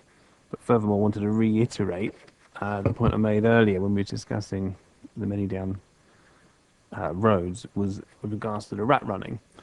And I hope there's a general consensus on this, because that's been removed from the policy of page 58185, little p, and it mentions minimise vehicular access to and from the new development via Roman Road and Roman Way, Winklebury, in order to prevent rat running, which has been removed here. And yet you turn the page and we come to point H, and the golf course has perfectly intact to prevent rat running through the site between Beggarwood Lane, etc., etc. And it just strikes me it's actually a good thing to have in there to protect rat running. And how that's worded, I'll perhaps leave that to the officers as well, but I certainly would like to see that in there to ensure that we are protected against rat running throughout Winklebury. There was also some mentions throughout the debate as to whether, I think Councillor James raised a point, and it was linked on CN3 to CN4, whether should be, I don't know whether there can be like a link between housing mix and housing for the elderly, so that it tied the two together. But it, to me, seemed there was some sense in that. And Councillor Gooby obviously mentioned CN9, that we would perhaps as a committee would prefer to keep adverse, although it's not the word of choice in the NPPF. I think it's more the word of choice for us councillors in terms of considering the impacts on transport and infrastructure.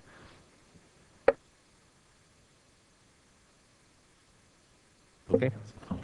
Yeah. Is that a committee view that that adverse be Reinstated. adverse be reinstated? Yeah. Is that everybody's view about adverse? No. Nope.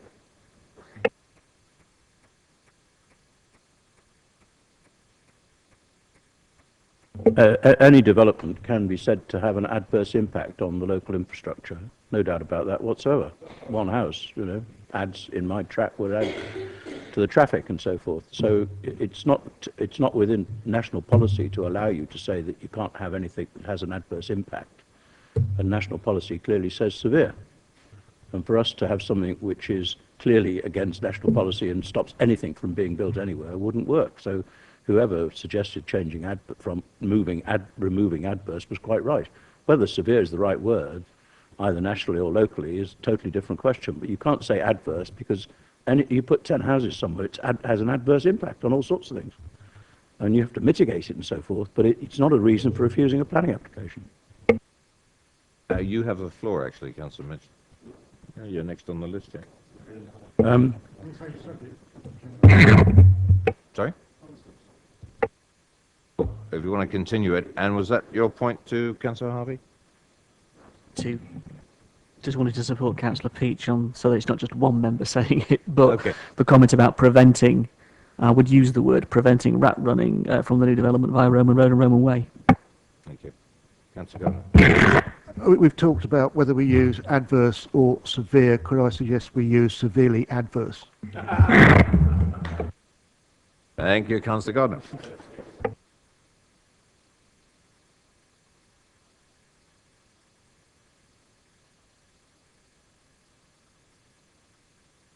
You are, Councillor Mitchell, yes.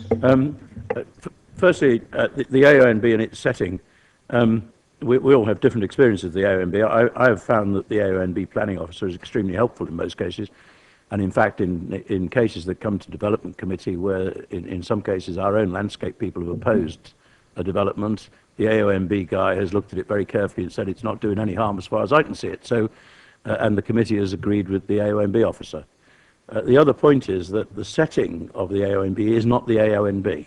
And the reason for putting setting in is that it's in national policy and it's in the management plan, which we are a subscriber to and have to support. But it doesn't mean it has the same restrictions as the AONB. Any suggestion that you can't develop in the setting of the AONB is mad. That's not the case. It's just you have to take into account the view into the AONB for those who enjoy the view, as you do the view of the landscape. So I just wanted to clarify that. Sewerage infrastructure is referred to many times, particularly in the allocated sites. And it's my observation recently, and we're all aware of sewerage problems, but the horrendous local things that officers and people have been struggling with are just an extreme version of a normal, regular thing. And it is the case that the sewerage infrastructure is not fit for purpose in many parts of the country, let alone the borough. And it's been the case in Buckskin for many, many years, by certain knowledge. We've had sewerage in the streets in Buckskin. That's not a new thing. It doesn't require world-class floods at all. And it's to do with the fact that the sewerage infrastructure isn't properly maintained. And therefore, I think that the one thing, and I'm not clear how you do this in the local plan, but the water board, the water utilities will try, when there's an application, to get from the applicant the costs of doing things that they need to do in the first place. And we have real examples of that around the borough with ordinary everyday applications. And they'll ask for a survey, and they'll find all the things they need to do and try and add it to the cost of the development. So I don't know how we cope with that, but I just put that as a warning flag, because we need the houses, we need social housing. We don't dramatically increase the cost of building houses simply because we're being charged, the developer, the builder, and therefore the owner or renter is paying for what isn't actually needed by that development, which should have been done before. On CN3 types of housing is really my main concern, and I'm with those members who've raised the question of how exactly do you determine what's appropriate. And there's a linguistic problem, in my opinion, that we refer typically to housing need. Now, housing need is a local authority jargon word which refers to social housing. It refers to the housing register. And we say, in saying how this is found, oh, you look at the housing register. It's written in the words of the plan. If you need to know the housing need, it's in the housing register. Specifically, in my comments on the original consultation, I specifically said we need more regular housing surveys across the borough. This was not included in the text for reasons I don't understand. I wasn't here at that particular meeting. And we do need regular housing surveys across the borough. You have housing need, which is explicitly the housing register, and the plan says that in words. You have housing requirement, which you could refer to as local community need, what's needed to balance this community, which is referred to in the plan, but is not differentiated. And there's nothing that says how you find that out, unless there's been a recent survey. And then you have housing demand, which is why they build housing market housing, and which is where the 748 number, or the 3,087, or whatever number we get finished with, comes from. And we really need to differentiate between those three things and continuously understand them, rather than doing a snapshot survey every 25 years when we desperately need one for a local plan. There's a perfectly normal way, it should be done no less frequently than 3 yearly, to look at housing requirements across the borough, down to ward or preferably parish and local community neighbourhood, if you like, level. It's easy to do, it should be built into the requirements of the council, will not happen unless it's required by the local plan. Where we say how this will be monitored, it should be monitored by regular surveys of housing in the borough, not housing need. And I get very annoyed when I'm told, in reference to my comments on this, oh, you don't need that because it's the housing register. The housing register tells you nothing about the housing market at all. It tells you who's on the housing register. And as an example, people in my ward don't go on the Basingstoke housing register. They go on the Newbury housing register, which is their nearest town. So our housing register tells us nothing about housing requirements in most of my ward. End of song, beginning of story.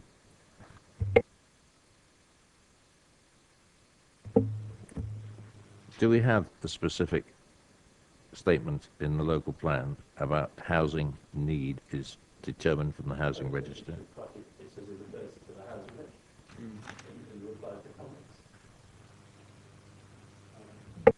In terms of this particular policy, we've obviously had the housing stock analysis, the neighbourhood housing stock analysis, the older person survey, and the rural housing survey. But I think it's not a bad point in terms of the implementation and monitoring, in terms of putting something in there as a regular point. What I'm saying, Chairman, is this is our opportunity, this set of members, and the present generation of members, through the plan, to impose upon ourselves a requirement to regularly look. And that also will be very important to us when we come to defend future requirements from national governments to inflict excessive housing targets on us, which they will do. We need to constantly have the evidence of what's needed in this particular part of Basingstoke. We did a wonderful study which showed the appalling excessive developments of flats in parts of the town. Appalling. And it came out through a housing survey, right? Not through the housing register.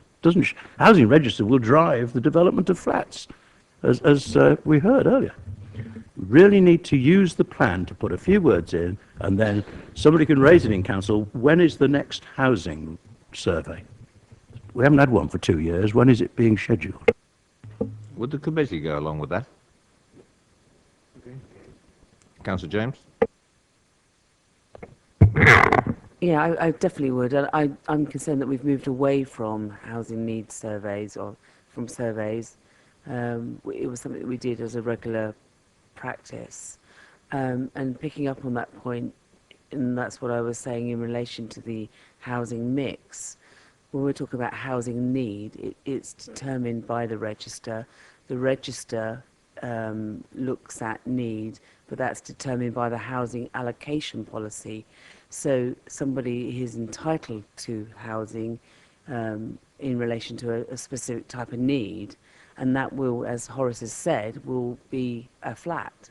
So that we will have, as I said in my budget speech, 2 disabled people who need 2 separate bedrooms, but in relation to need, they will only get 1 bedroom. So therefore, that what we will be building for those people is a flat, 1 bedroom. And your housing mix policy is very worrying, and I think it will see in urban areas, because it relates to urban areas, a large, predominantly 1-bedroom flats being built, not even 2-bedroom, but 1-bedroom flats being built. So I urge you to think again about that housing mix policy, because it is going to be shaped by our housing need, which is shaped by our allocation policy, and I have concerns about our allocation policy in the first place. Councillor Peach? I think I just wanted to echo what's been said already, and going forward with our housing allocation policy that is being revised, and the very real chance that there could be a whole chunk of people, perhaps there might be an income level cap or something like that all of a sudden fall off the register. They may never have been housed anyway, because they'd just sat on there forever. But this might be an ideal opportunity to pick up those people in some kind of survey to understand their housing need. Now, maybe that they can afford to buy or they can afford to rent in a different area, but nonetheless, if we can pick them up and understand these people rather than they just disappear into the mire and we know nothing about them, and they may well have very different areas as to where they want to live as well, as opposed to being allocated to a particular neighbourhood. So I would agree with that point. Karen? If I could just clarify that, if you recall, Di Bromley brought a paper to this committee, I believe, Yes. on the strategic housing market assessment, and that covered exactly the areas you're talking about, affordability and things like that. There's a further update on that going to H&E on March the 13th, and I understand that there will be that's got some updates to it, and then there'll be a further paper brought in the summer of 2014 doing a new study on affordability again. So that work is currently being done. Go on, because I'm going to make a comment Sorry, to... forgive me, I mean, Mr. Hunter. can we just be really careful here? The issue of affordability is one aspect, the issue of need is something quite separate, and we don't want to get what I'm concerned about in terms of the register is if the register changes significantly in the way it's being suggested, the thing that Councillor Peach and others have suggested, you'll lose significant proportions of the register, but they'll just disappear. And where do we pick those people up in the context of not just those in priority need? And in terms of affordability, I worry that at the moment, and the officers have done this and they can choose to do this, we don't have to do this because there are other local plans that have stood up to scrutiny and inspection on social rent as much as they are national definition of affordable rent, where the local need drives a target rent. Now, I think that is where we should be exploring, and we believe that as a Labour group, we really do, a proper target rent for Basingstoke that reflects our community and not some arbitrary thing set by government, because you can talk about localism, but that's not what it should be about. I'd like to bring your attention to policy CN3. There's a deletion of a paragraph there at the bottom in the policy, starting the majority of homes in Basingstoke should be. Now, do I get a feeling that we need to reinstate that paragraph?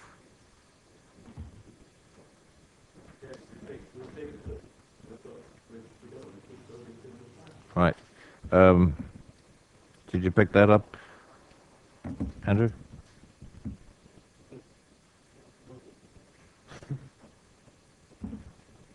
unless we've got so many cross-references to cover it, I don't know. Councillor Mitchell, I'm going to draw a line under this unless we can wrap this up in 5 minutes. I just wanted to come back on the point Karen very usefully made about the strategic housing market assessment. Some of that work that was done, that and the other busy bees or whatever they were called, the work that they did was revolutionary to me. But you have to do it consistently. And where it goes wrong is when it's driven by our housing department, whose focus is, quite rightly, housing need. And this doesn't take any note of the overall housing requirement, which the strategic housing market assessment does. So it's more of a strategic, we'll get the housing need, there's no doubt about that. We'll be arguing about exactly what it should be, as Steve says, but it's getting at the overall state of play of the housing market, like older people's housing, bungalows, retirement homes, and 3-bedroom, 4-bedroom market housing. We read a regular routine assessment that gives you a trend of our own. Otherwise, we're always using second-hand data. We never have the strength, because then we can say to a developer, well, here's the numbers for this village, here's the numbers for this ward of the town, here's the numbers for this part of for this bit of, for Tatley or whatever. Here are our numbers. Don't you come and make it up to us what you think. Here are the numbers. But unless you're able to give the numbers, asking the developer to tell you the numbers, right down a blind alley. Thank you very much. We capture that? I've no more speakers. I'm going to ask Karen to just quickly run down the headlines of what we have captured. More than enough. I think it's a bit more than 2 weeks too. Right, what I have got is on page 76, which is CN3, I've got at least 2 changes. The first one was change wording of local requirements to local needs, and then subsequent to that, reference probably in the implementation and monitoring section a requirement to regularly assess housing needs. I've said in its widest sense across all tenure types, but we'll play with the wording of that. We understood what you were trying to say, rather than just consider need as defined in the housing register. I think that was what the committee was saying. No, it's not about tenure types. It's about a rural housing needs, an older person's housing needs. It's about, so it's not about tenure. So if I leave it in its widest sense, then we'll make a note about rural, older people. Yes, it's right, widest sense, all types of need. And then requirement.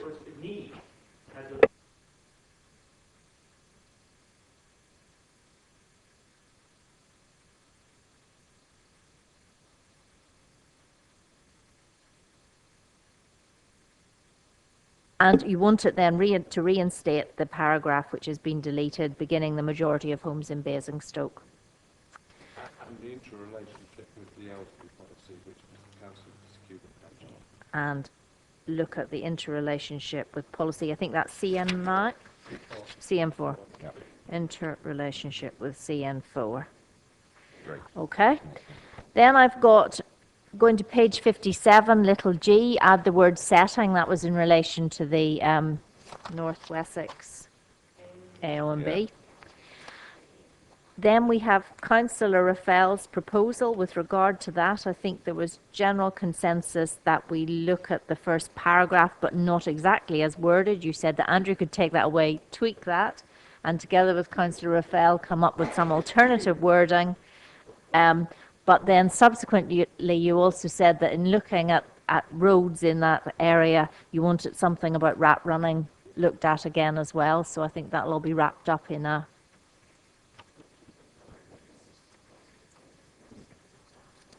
with consistent language from policy to policy.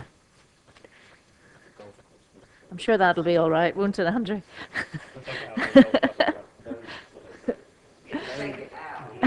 It'll be consistent. Page 73, point 5.10, we want, I've said replace difficult with impractical. In page 130, you want it to insert other sites for employment use may be identified through neighbourhood plans. And I think that was it. Yep.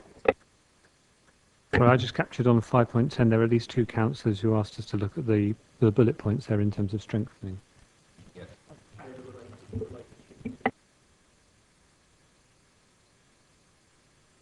Councillor Mitchell. Maybe nobody agreed, but I did think that if we're going to have a specific reference to storage and distribution facilities, we should have some criteria associated with that so that we don't have one plunked in the middle of a development somewhere away from main roads, which is what they tend to do in West Berkshire. So that all the trucks go through the middle of a high street doesn't make a lot of sense.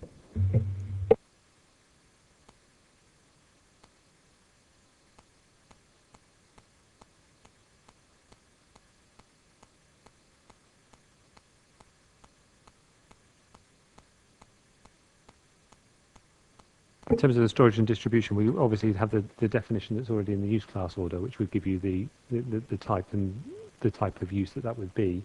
You were talking more about the criteria, yeah? Is that right? I'm talking about the criteria against which that type of application would be assessed, which we do with everything else. We say this will be assessed, we give the words that say how you look at that application. And it's a very special type of employment site, because nowadays it employs very few people, but involves a very large amount of lots of different types of traffic. And it needs a different sort of set of characteristics. And if we ignore that, we'll give ourselves a bit of a problem when somebody bangs in an application and we say in development control, this is entirely the wrong place, and then it's, fits the plan because we haven't thought about it.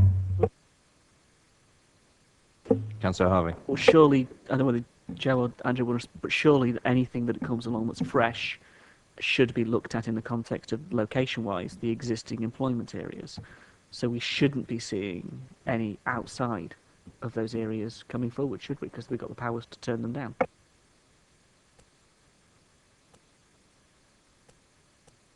Under these policies, as Andrew just said, yes, you would.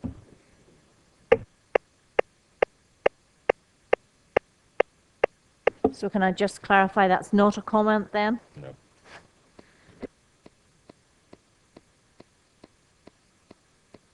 You've all been very patient. Thank you very much. We got through it.